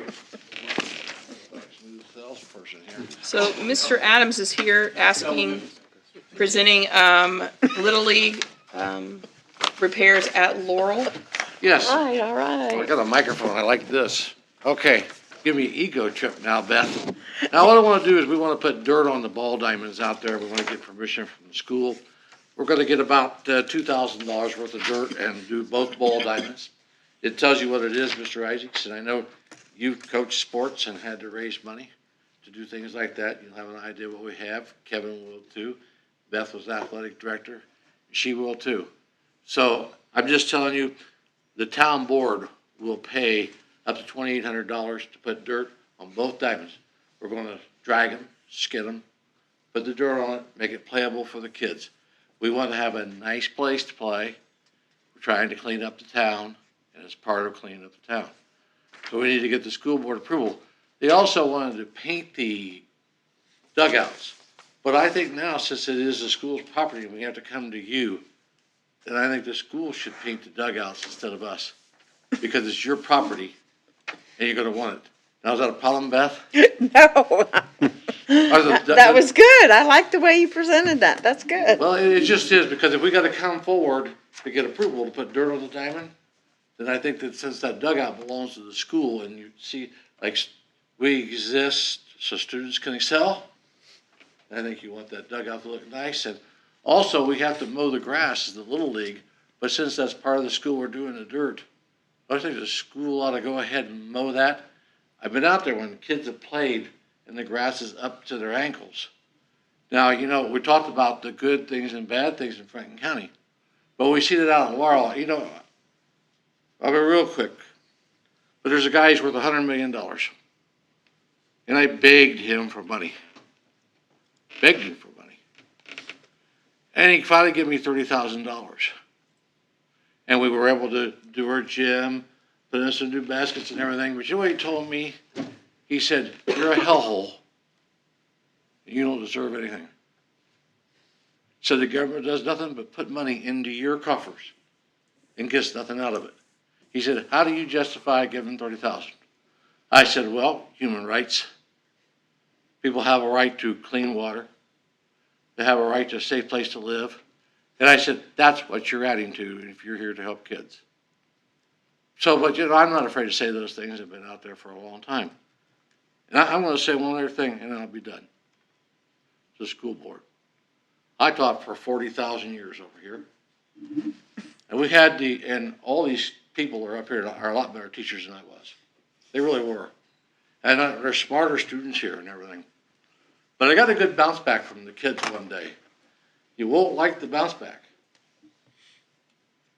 But I think it's something you should know if you're really going to go after something.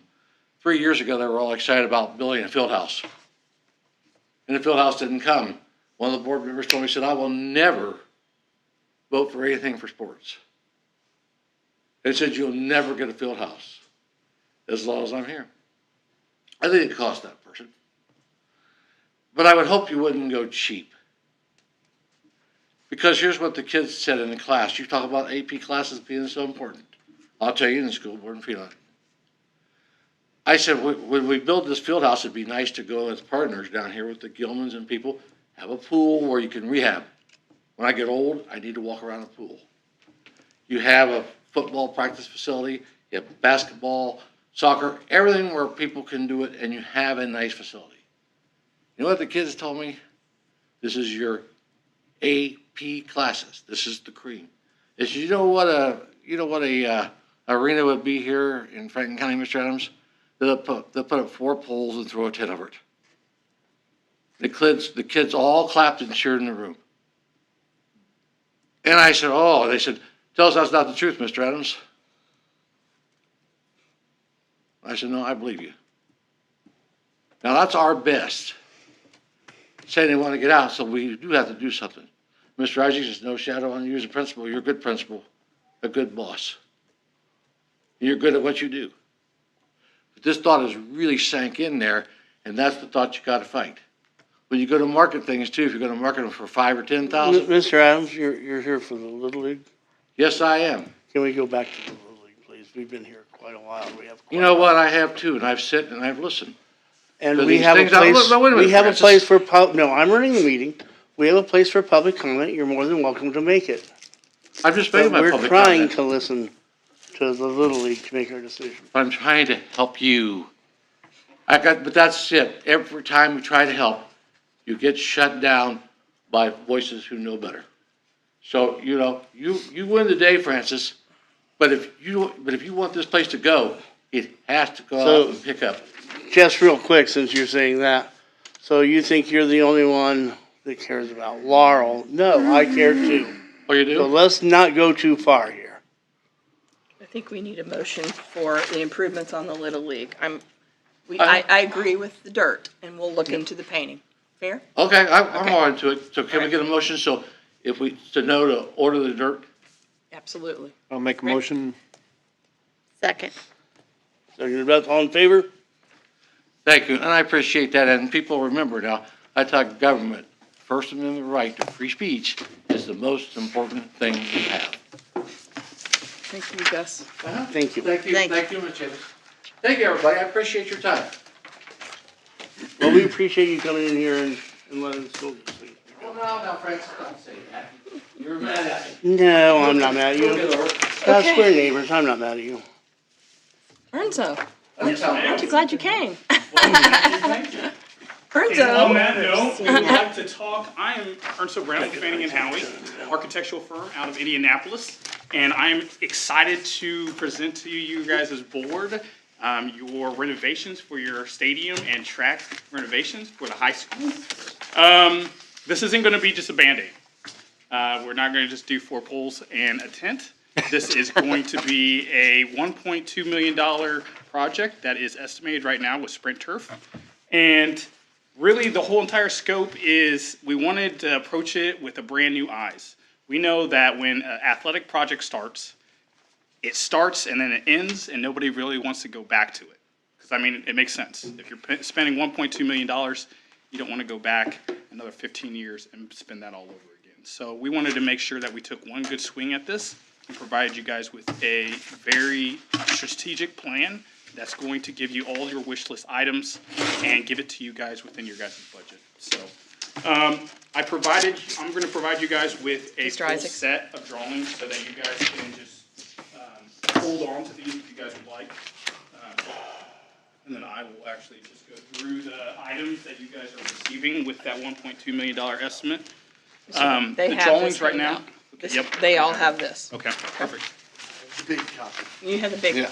one. So with that $1.2 million, that was a soft budget right now from Sprint Turf. Sprint Turf has the actual final documents, construction documents. Those were sent out to them last week. And they should be getting back pricing to us here in about next 2 weeks. Today, I actually received an email from them with some questions, so I will get to those after this meeting, but I wanted to have this meeting before answering those questions for them. So within that $1.2 million, it's really going to be the demolition of everything within the existing inside part of the track. So, Circle. Yep, so everything inside that circle area of the track is going to be removed out. So that is field goals, that is all the track running event areas, so the long jump and pole vault areas. That's the D zone area. You guys had right now a smaller D zone. We are actually going to be proposing to actually make that a full-size D zone on that east side for you guys. That's going to give you guys ample space on the sides. Right now, we're proposing to do concrete pads on the sides of that D zone, just to give you ample space to hold grandstand seating, small grandstand seating if you would like, to do pitch a tent for event areas, because I know during track and stuff like that, a lot of the schools that we work with, they like to set a mobile, portable tent right there for the track event area. And a lot of times, if that's asphalt, that weight of just those poles, it will cause that asphalt to sag. And it being a sporting event area, that could actually be a strike against you guys if you're holding a tournament and the officials go out there and they actually look at that area and go, actually, there's too many divots in this actual approach area for it to actually be competitive. So we're trying to limit that, so we're giving you guys some ample wing areas so that you guys can do some breakouts or whatever you guys need to do off of the actual event area for the high jump. And then within the demo as well, I want to note, we are going to be removing your whole entire drainage system. The existing drainage system that you do have within the inside of the track. This isn't just the whole entire stadium, just within the inside of your track. The pipes were actually just clay pipes. They're pretty old, so we want to kind of, like we said, 20 years, right? So we want to design for the next 20 years. So we're just renovating and updating all your guys' storm system. We're providing you guys drainage on your curbs, on your the radius points, just because right now your radius points actually hold some water right there.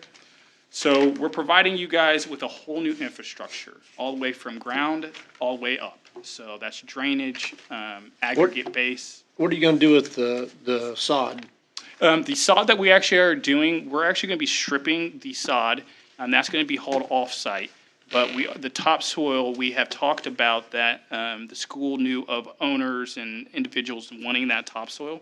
So right now, we are specifying that to be held on-site, and or stored for temporary seating or storing if needed, if the coordination doesn't come into the same time as construction for people to come and pick up that topsoil. But that is the plan right now, so that it would save us costs from hauling that topsoil to a disposal site. But some of that spoil will be actually still hauled off, because we can't allow the members in town and community members and stuff like that to take the sod and all that kind of stuff because it has. Typically, they're not going to separate that and sell or give that out. It's just going to be the topsoil. So, and then within the demo as well, we are going to be demoing your guys' existing flagpole.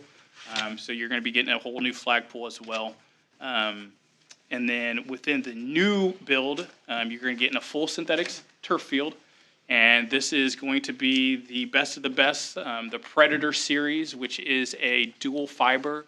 It has actually 3 different fiber gauges in it, rather than the traditional synthetic turf that you will see at most every other school. It usually only has 1 to 2, and the problem with that is they're easy to pull out. So you'll start to see your turf look a lot thinner as the years go on. But with this turf system, you're not going to have that. You're going to have 20 years of solid, good life of that turf. We've picked a weight that's going to be not too soft, but not too hard. The school asked for a medium speed field, so that is exactly what we designed you, a medium speed field. We really were looking at the safety of the players. Tammy and her staff really made note that they wanted this to be a safe field, but also a field that could be used 24/7. So, in all seasons. So we have given you guys a natural cool infill rather than the traditional infill, which is going to be sand and rubber. We are going to do a sand and a cocoa fiber or cocoa shell infill. And that's going to hold a little bit more moisture. It's going to give a cooling effect across the field, so it's going to cool the field. And we typically see a temperature range from a field like in Zionsville, Indiana. We just did a field there last year. And it was actually a traditional synthetic, 100% synthetic field. So it had synthetic fibers, sand infill, and a rubber top layer. And that was 160 degrees in August on the field. And that was just standing there, not running, not anything. So, and I felt like I was going to pass out. And on a brand new field at Hartman Field, after taking measurements, the temperature was 90 degrees and the field was 86. So it was drastically cooler. The one difference is in the winter, it's going to hold a lot more moisture, so it's going to be harder in the morning. The field's going to be hard, but once the sun comes out and players go out there and start running on it and stuff like that, it's going to get softer and it's going to be like that feel of grass once the dew kind of melts. So we are giving you a plus field, one that's going to be safe. It's going to have a shock pad underneath. What's the give? The give actually is going to be, it goes off of the impact test for, they basically do a big weighted weight that's about 8 inches to a foot off the turf, and they drop that. The give is not going to be that much. I mean, when a player runs, you're not going to be able to see them actually going into the turf. You're really only going to see their cleat. Their cleat's only going to go down about 3/8 of an inch. So it's not really even going to be that much. So you're not going to have these issues with like the pros where they're getting their cleats and everything stuck into the backing and twisting and messing up their knees and stuff like that. So that is one thing that we really looked at during our owner and architect meeting, was making sure that this field wasn't too soft for injuries for Achilles or for ACL and MCL tears. But also we wanted to make sure that for impact, when the kids for concussions and things like that, they were going to be protected from that. So that's why we provided that shock pad underneath, and that's going to be across the whole entire field, across the playing areas. What else? We're going to be doing we're giving you a combined football and soccer field. So it's going to be multi-use. So you guys are going to be able to get multiple uses out of this field, not just one primary scope of use. We are going to give you, with that then in mind, a combination goal. It's called a compact goal system, which is going to be a soccer goal and a football goal system, all in one. The soccer goal is going to be able to attach in front of the football goal system. It's going to have a small plate at the front where it can attach to the field, so it's not going to be able to move once it's actually established onto the field, but then you can actually take it off of the field and put the covering back in place where that where the holder was, and Now you just have a football field. So it's very interchangeable. It's easy. It's a roll-on and roll-off type of system. So it's not going to be too cumbersome for moving. We are going to be giving you a grooming system as well. It's really only going to be the magnet groomer. We were looking at the Sprint Turf actual, just a field groomer, and a couple of our clients that we've had that we toured their facilities, they stated they didn't like that groomer as much, and they actually went out and got their own. So that's where Tammy stated that Franklin County would probably be doing the exact same, is just get their own groomer and just use the magnet from Sprint Turf just to pick up magnetized debris, really just any metal shavings and stuff like that. Where's this made at? That's one of the great things. The reason that I went with Sprint Turf, primarily for our contract that we went and went with them strictly for sourcing, they manufacture everything within the United States. Good. So I've been trying to keep carbon footprint very small within this project, just because, I mean, at the end of the day, we all have to do our part, and they have the best competitive pricing just because of that. All the other manufacturers, so you guys know, within the turf world, they're going to try to tell you guys that they do everything in the States. Well, no, they don't. They ship everything to the States, and then everything's made in the States, but the turf systems and the infill typically is not. Sprint Turf is the only manufacturer that has the capabilities to manufacture their own turf and infill. So they are able to give you guys dramatically lower prices. Made in America. Made in America. You said something earlier about cement. The cement would be on the east side? Yes, ma'am. Yep. Here. Yes, ma'am. Yep, the light gray areas on the wings. This is cement? Yes, ma'am. Okay, and then, you said something about, this area where the players stand? Yes, ma'am. What is that? That's actually going to be turf as well. It's just going to be a different color turf. What's gonna be underneath that? Underneath that's just going to be the shock pad and the aggregate base underneath. And then within the aggregate base, there's a drainage system, which is going to be the flat pipe drains. If you go to, I believe that's G2.0 and G2.0.1, it's going to show you the drainage plans, which is going to show you those flat pipes at a 25 feet spacings at an angle, 45-degree angle for drainage. Those are going to go to the collector pipe on the outside. This is a 12-inch perforated pipe that's going to collect all that water and send it to those main drain structures for you. Okay, two more questions. Yes, ma'am. Where you've got your long jump and your pole vault over here, is this gonna be on turf also? Yes, ma'am. So the west D zone is going to be turf, and the east D zone is going to be asphalt and concrete. Just so we found that for long jump and pole vault, it's actually safer just to have it in turf if we can do it that way, if budget permits. Just for if a kid goes and they're long jumping, it's actually safer if they go off to the outside by accident. They're not hitting asphalt, which is typically the case. Right. They're hitting something soft. So what's around the pits? How do you? Actually, the pit is going to be, so for pole vault, it's going to be a concrete slab, and then it's going to have the pole vault box, and then it's going to have the Right. aisle. And that's going to be the track surfacing that you typically see, Okay. the 3/8" track surfacing with the line markings on top. That all sits on a concrete pad. So both runways are going to be concrete, and the track surfacing is going to be on top of that concrete pad. Okay, and then so- it's going to be synthetic turf on the outside edges. So this right here, is that far enough, this right here, is this far enough off? This is the end zone, right? Yes, ma'am. The dark blue is the end zone. The white is the out of bounds area, and that is 6 feet wide. And then you have a 3-foot wide section right here before you actually get to the edge of the long jump and triple jump area. I made that long jump area longer than the traditional 25. You're actually going to be getting 35, 36, if I believe. I'm not looking at the paper, don't quote me.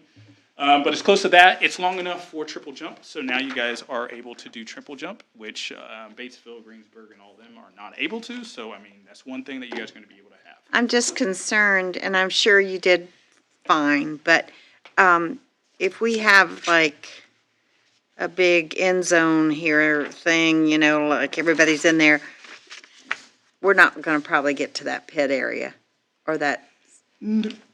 Let's just say this. For safety. Your existing field I have made that way safer than your existing field. Okay, that's The fine. pit is closer to the existing field now than it is. Yeah, and that's sometimes a problem. It is, but the thing is with this, you can get coverings for the pit if you need it. I didn't specify it in this project just because it's another $25,000 just for the coverings. Oh. And I didn't feel like we needed to add that kind of stuff on there. Just, they're pretty big, heavy coverings.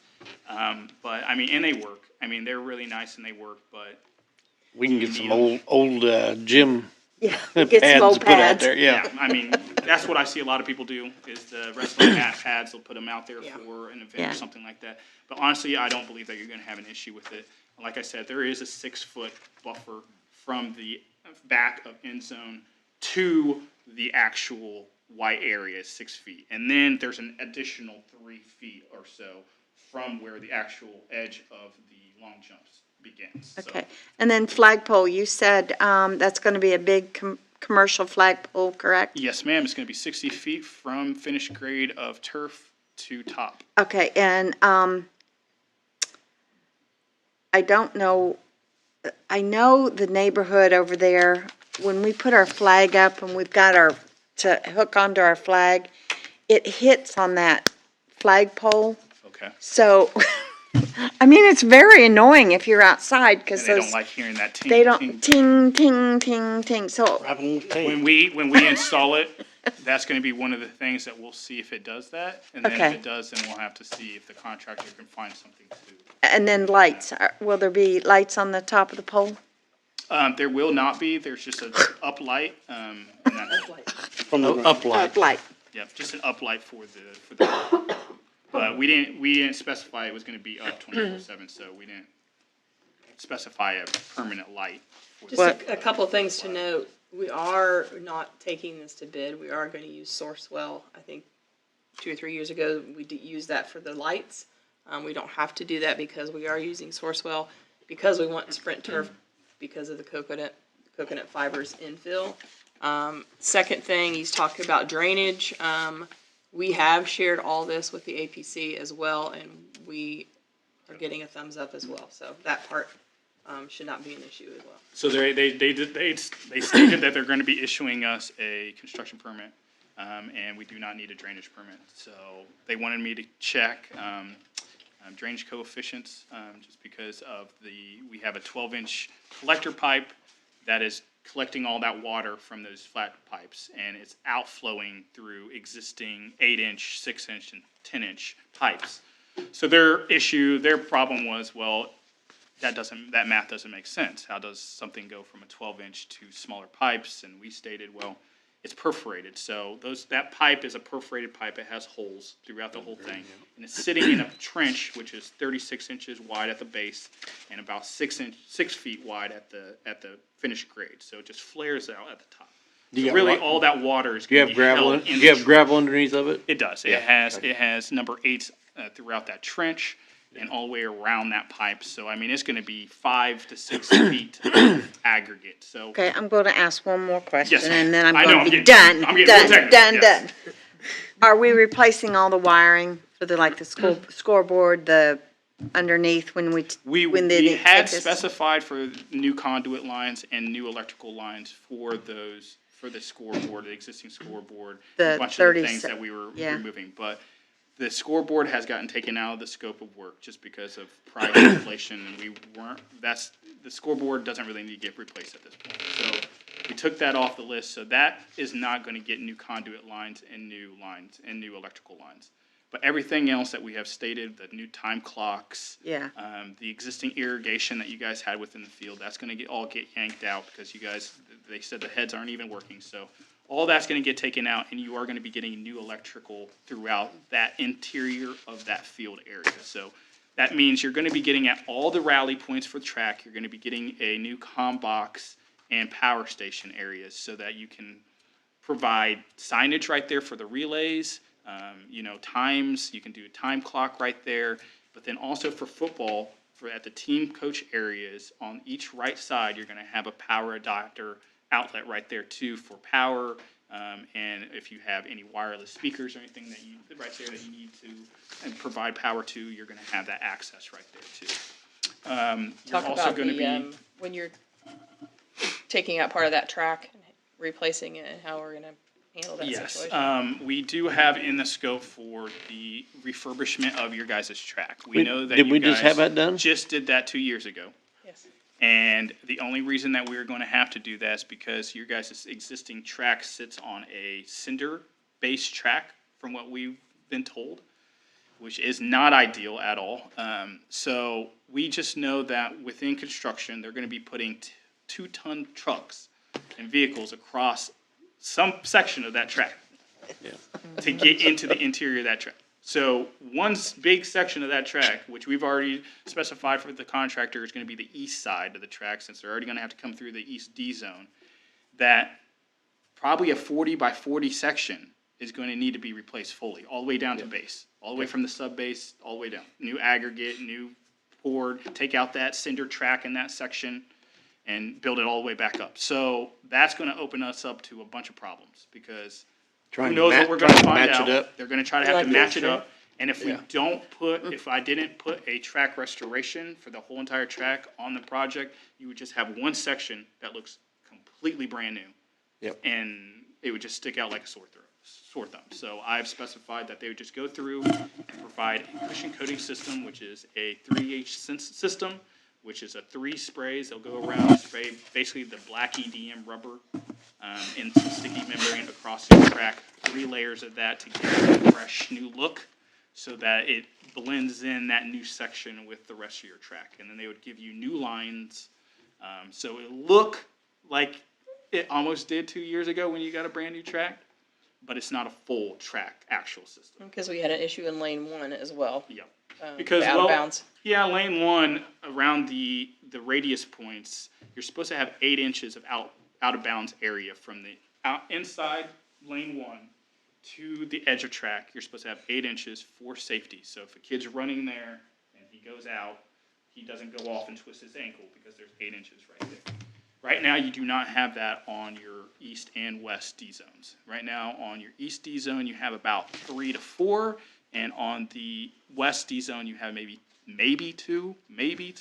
So it made it really difficult for grading wise, because your whole entire inside was just kind of at all different elevations. So we had to find a common elevation and basically cut into the track about 8 to 10 inches on both sides. So we are cutting into the existing white line of lane 1. So that is why on the drawings, you will see that I've specified a widened curb on the radius points that is 18 inches, so 1.5 feet, so that we would do 1.5 feet of curb, then pour the new track surfacing on top of that. And then we would then have a track line that would be 8 inches from the inside edge of that curb. And then you would actually have your 8 inches of actual out of bounds area around those radius points with that new concrete curb. So Now, trying to address 2 things with one solution. You mentioned something about the scoreboard. The scoreboard, we are not replacing the scoreboard. We did specify it on the drawings right now. You would see it is specified on there, but after getting pricing from the contractor on the scoreboard, we've decided that it's not going to be part of the scope. How much is it? Well, we were looking at the scoreboard itself and a video display board, since we were trying to do everything as a wish list items, and it was coming to about $300,000, so we pulled that. Whew. Yeah, I can see why. Yeah. Scoreboard by itself would have been $100,000 and so, but still, I don't see justification to spend $100,000 when the scoreboard just needs a new coat of paint or something like that. Yeah. So, I mean, Yeah. Well, that scoreboard's out. We'll Yeah. we'll figure that piece out. yeah, and and when you guys do, I hope you guys come to us to do that, because at the end of the day, like, it's one of those things. I wanted to do the video display board because of the issue was from the visitor side, seeing the scoreboard and legibly from the visitor side, since it's so far away and at a catty corner angle. From home side, I didn't have a problem viewing it, but it's just from the visitor side. I even have bifocals, and I still can barely see it. So that's why I was looking at the video display board, but another time. It was way too much. Is it because of the way it's sitting? It is. It's because Can you change that a little bit? typically, if we would try to have it, we would try to have a center on the track, on that radius point, and a little bit tilted, but it's all the way to the left. And so it's just, and visitor field is all the way over, it's 300. Can we put it in the 300 yards center? away. Or is that a problem with? We were looking at that and we talked about it, but it was really like all the positions that we were finding, it was gonna be, it's one of those things like, okay, well, if we're gonna move it, we need to move it and have a new board. Just because we were gonna increase the size so that we're not having any viewing issues whatsoever. So it's one of those things, like if we're gonna move it, there's really no good reason to move it at this point unless you're gonna do some other work to the scoreboard to improve it. Just moving it in a location is not really gonna solve the issue. $300,000, man. But I mean, to be fair, that was with a huge video display Video, board. yeah. That was with, all the caveats. I mean, it was checking all the boxes, because I was like, if we're gonna take a swing at this, we might as well. See Well, what's he's not here, available. but we should take the swing and not just, I wonder if we could get, if we could sell advertisement to. We could, and we looked at that, and we did, but it was just not It's got realistic advertisement out to now. go to your guys' community Can't and even ask for see it. $10,000 yearly from, 20-some plus. Yeah, that's. It's not. I mean, if we were in Carmel, if we were in Zionsville or something like that, it would still be challenging. But, I mean, it could be done, but still, I mean. I know you don't know this not. probably, but the scoreboard, the wires that run that, is that coming off the field, or could that be run? It is, From- part of it is actually coming from the field, and then part of it's coming from the press box. There's actually one conduit line's coming from the press box, and then one that's coming from the field on the west side of that west D zone. But we've specified that part of that from the west D zone is gonna get replaced, when the scoreboard was gonna get replaced, but now that the scoreboard's not gonna get replaced, it's one of those things that the contractor is really gonna see about, okay, well, this branch also branches off to the existing time clock that you guys have on that west side. Right. So it might be one of those things where they clip that section of conduit and provide new conduit for that section and leave the existing from the scoreboard. What I'm from the getting press at, box. and I think what I'm getting at is that if we don't do it now, there's gonna be a way that we can do it. Oh, yes. Oh, I mean- yes. Yes. No. The great thing about your guys' scoreboard being outside of the track Yeah, that's right. is that we were able to, that's why it's so easy just kind of abandon it from the scope, just because at the end of the day, it was outside of the track and it Yeah. really wasn't going to affect what was happening on the inside of the track for the construction phase. So we actually put in the language that was to be the last thing to be demoed and installed on the site, just in case if the new one didn't arrive on time for the September 1st game. So, and that brings me to my final conclusion, that we have worked with the contractor that if we can get an agreement from the board, sign off and all that once, and really after this board meeting, that, we are good to go. And once we get that agreement and that final agreement from Sprint Turf with the final pricing, then they can already put in the order for the turf. And that would then position us for September 1st completion, which is your guys' first game. So it's been kind of one of these things of just kind of jumping on this hot potato, trying to get this out in front of the contractor as fast as possible to get this in for you guys for the September 1st. So we need a motion on, I have some questions. Oh, yes, sir. You mentioned 20-year solid good life and the groomer that comes with it, but we will have to purchase, or we are going to purchase an additional groomer? Well, you're going to actually get the magnet groomer, which is just going to be cleaning up the field. It's not going to be brushing the actual field. That brush system is the one that we've talked about, that you guys would go and get yourself. Okay. One, how much is the aftermarket groomer? How long does the grooming take? What does it do? What does it accomplish? How is it sanitized? Groomer is pretty simple. I mean, What's going to get us to that 20-year good life? What's it going to cost to get it to that 20-year good life? Not much. It's just the traditional grooming that you would do once every month, or if you're I've never playing- had if you're turf. I don't know playing- what traditional grooming is. I'm about to get Okay. to that, sir. Thank you. The traditional grooming would be that you would go on there on the field and you would actually just brush it counterclockwise, and you're not actually grooming the actual full depth of the field of the turf system. You're only going to be getting the actual top 3/8 of the turf system, because you're really just trying to bring that grass back up. You're not trying to lay it back over or anything like that. You're just trying to stand it back up.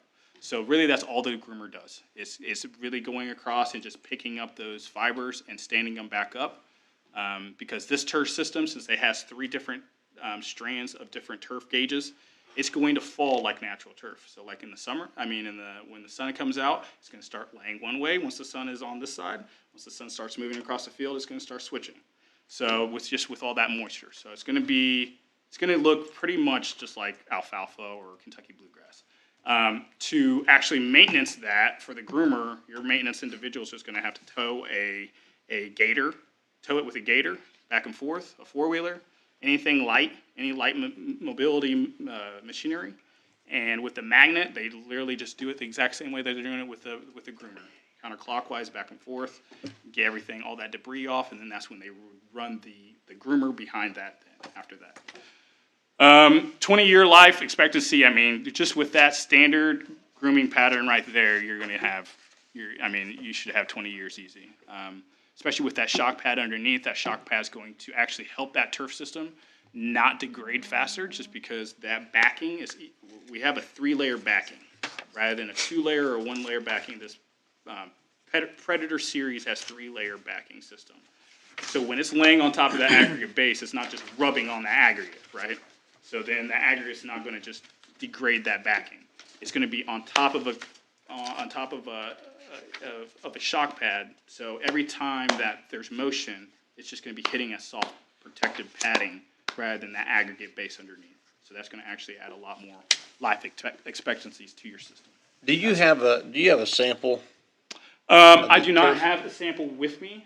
That would have been something that I should have probably maybe brought, but we had one when we went through all of our testing. So if you guys needed one, then I could get one to you guys. But just for submittal purposes, you guys will have one. Yeah, just like to see it, and see how it's constructed and stuff. Yeah. I can definitely get you guys a sample. On the groomer, the additional one, it's not a machine, it's a brush you drag behind something. Yep. So not a significant cost. No, oh no. $4,000 to $6,000 from what I see online. Okay. What about sanitizing? Sanitizing, they have sanitizing powder that you can get and you can spread it across the field, but it stays pretty sanitized just with the natural wash of just the rain. And So there's no issues with any other turf fields with ringworm or anything like that, especially around locally? Nope, not that I have heard or have gotten any questions like that from before. Where are we at versus what was budgeted or expected? 1.2 was expected, and 1.2 is where we landed.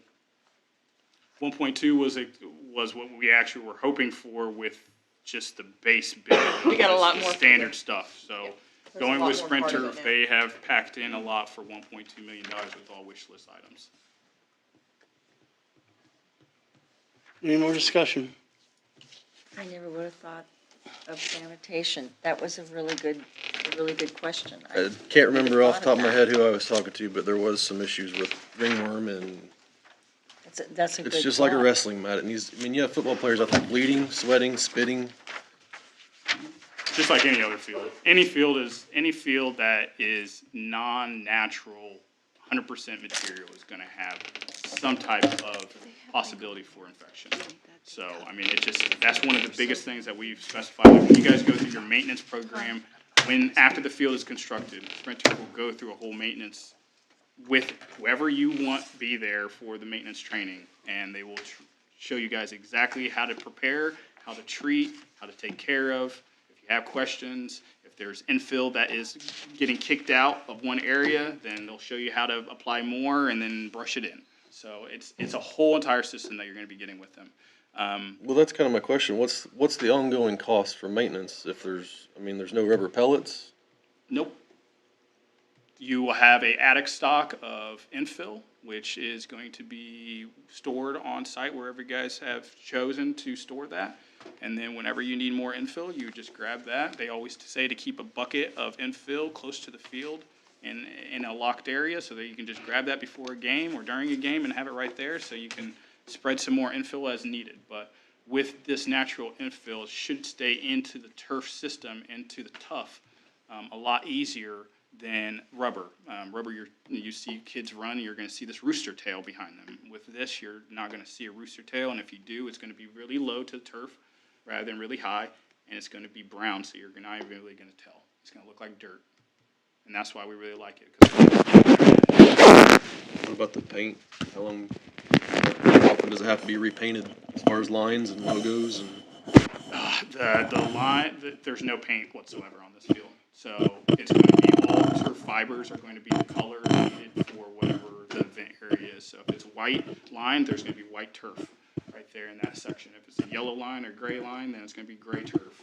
so the color's not gonna fade or wear? Nope. You're going to have 100% color for the life of the field. It's obviously going to fade just like anything else. I mean, it's a plastic membrane, so I mean, it's going to fade.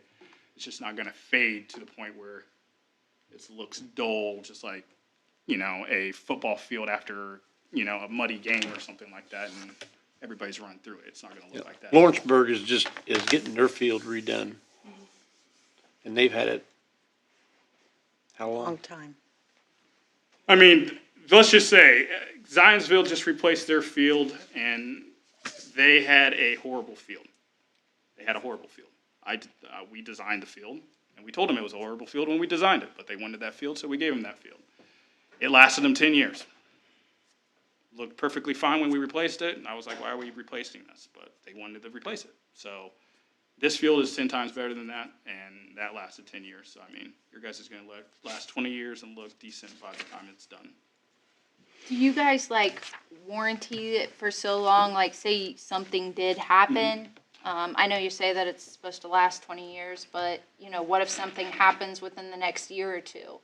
So the shock pad is warranted for 20 years. The system the system on top is warranted for 15. So really, you get a collective of 20 years just because of the shock pad underneath. So you get a. I would have to look at the agreement once we get that, because typically they will give a 5-year. I've been specifying within my specs for a 10-year warranty. They do provide that. I know it's just for a little bit more of a cost, but it's typically, I find it worth it to pay that little bit of extra cost just for 20 years or 15 years. 10 years of warranty rather than a 5-year warranty. So, and that's on the infill and for the aggregate base construction, all construction. So like if we come back and we're having, one part of the field that's, in the end zone that's sagging, and we're like, oh, well, that's a base issue, they'll come back within that 5 to 10 years and they'll completely fix that. So like what we had at Pike, we had one low spot within the home side end zone. So they came back and they pulled back that whole entire end zone turf and regraded that whole entire end zone and then reapplied it back. So. Is there a motion? I have a question to the board. What other options were looked at besides turf to use this bond money on? When this bond was put in place, solar was in play. And in order for us to have preservation for the soccer fields, we needed turf on the field. That's why the bond was put into place. But we no longer need it, so I'm just asking what other options were discussed, if There any. were no other options discussed at that time. I think we are creating a headache and not gaining anything. That's my opinion.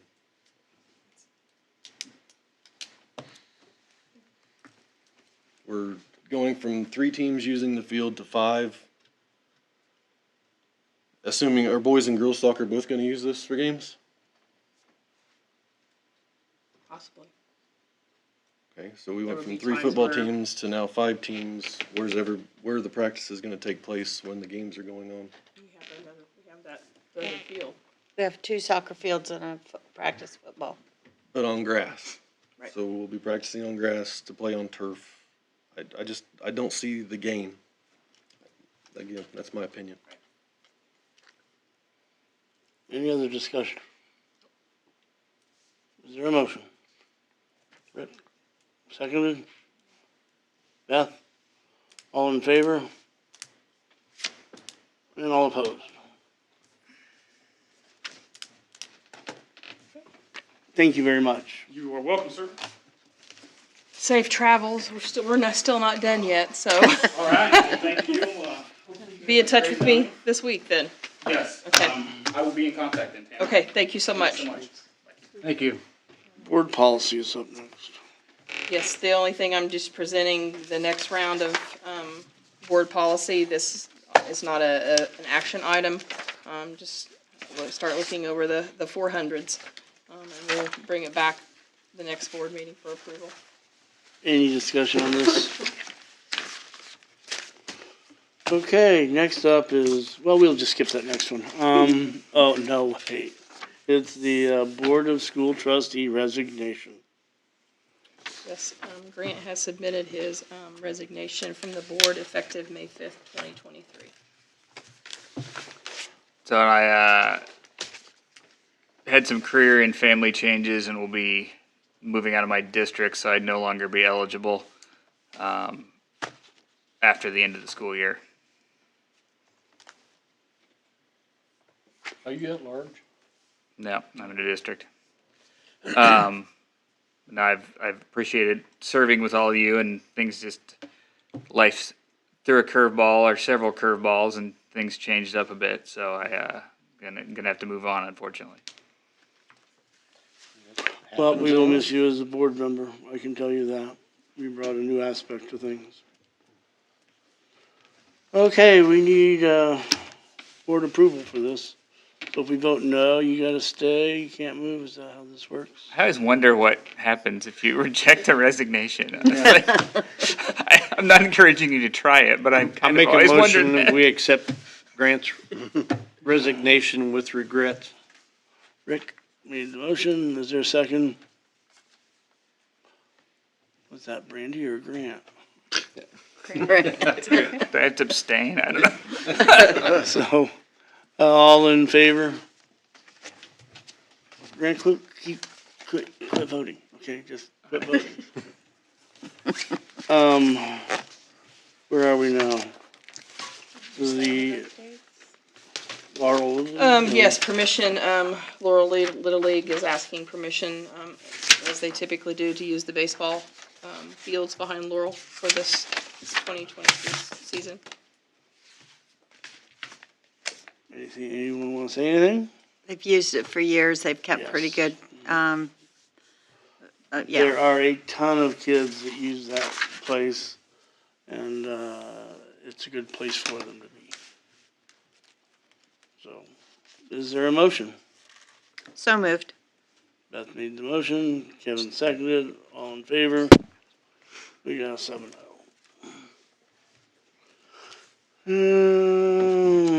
We've covered the legislative update.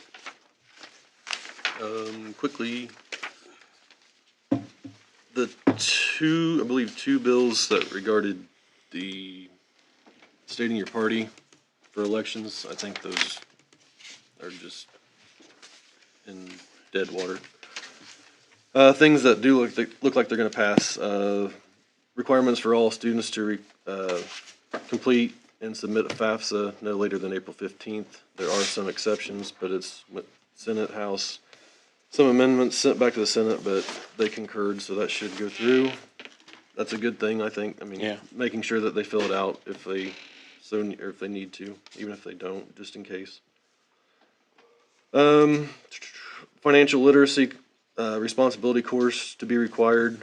It went back to the Senate with amendments, but it was just wording, so I don't see any reason that it won't pass. So again, that's just requiring kids to take a financial literacy class before graduation. I think that goes into effect in 2027. The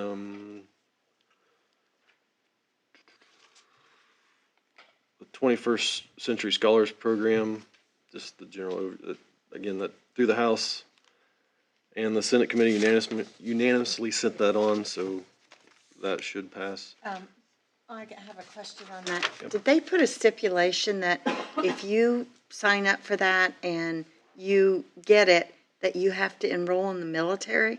Did anybody see I think anything? they're using the word, you're making a promise. See, I did read that. I thought I read that. A promise to enroll? In the, Enlist Because in the the military. ASVAB is overused for a graduation requirement, so potentially, I don't think it's passed yet. I don't know how they can make you. Well, what'd they So say? you wouldn't take the ASVAB, you have to use another route. Oh. Instead of the SAT and ACT. Senate Bill 391 is no longer the closure of school buildings bill, if anyone has noticed. After the fourth revision, it is now the charter schools bill. The important part is changing shall to may when it comes to the annual reviews. It'll be May this year, it'll be shall next year. Do you know which legislators of ours voted for that? I could tell you before we leave if you want to know. It was authored by Rogers, Rotz, and Buchanan. Rogers is Our friend. Democrat, Rotz is Yeah. Republican. Yeah, I know. Yeah. I mean, not off the top of my head. Try to do this one quickly. House Bill 1483. It is now known as the TB3 bill. It has to do with discipline rules regarding bullying. I hope you guys are okay. I want to read a brief thing on this. Covington, Indiana, a small, close-knit, and wholesome family town. And all of us that live here are proud to call it home. But when Covington Middle School 7th grader Terry Badger III was bullied so severely that he took his own life, we were devastated. Terry was just 13 years old when excessive bullying at school left him feeling so incredibly hopeless that he committed suicide. He had his entire life left to live, but the torment he endured made him believe that there was no way out. One can only imagine the pain, agony, and hurt he felt every single day. Our community rallied behind the Badger family. This has to do with the change.org, and this petition stands to do the same. We have to demand that Indiana State Senate pass HB 1483 immediately and protect our children from cruelty and bullying. Terry deserved better, and we cannot let this happen again. Sign and share the petition now. HB 1483 will help stop bullying and protect victims in a variety of ways in Indiana schools. Bullying victims' safety will be prioritized. Schools are required to report bullying to both families rapidly. The victim or perpetrator could be transferred to a different school for the victim's safety, and parents could be given suicide and bullying prevention material to review. This bill passed unanimously in the House over a month ago. It currently sits on lawmakers' desk awaiting a vote in the Senate. Too much time has passed and bullying victims remain at risk. Let's not put another one of our children to rest too soon. Tell the Indiana General Assembly that the schools need stronger bullying prevention and interventions in place now. Pass House Bill 1483 and let's turn it into law. Sign and share today. Currently, as of today, there were 88,000 signatures for that petition. I would encourage everyone to go online and read some of the articles of testimony. Then contact state senators ASAP. Your local ones are Lysing and Rotz. It did pass the House unanimously in February, Senate committee unanimously.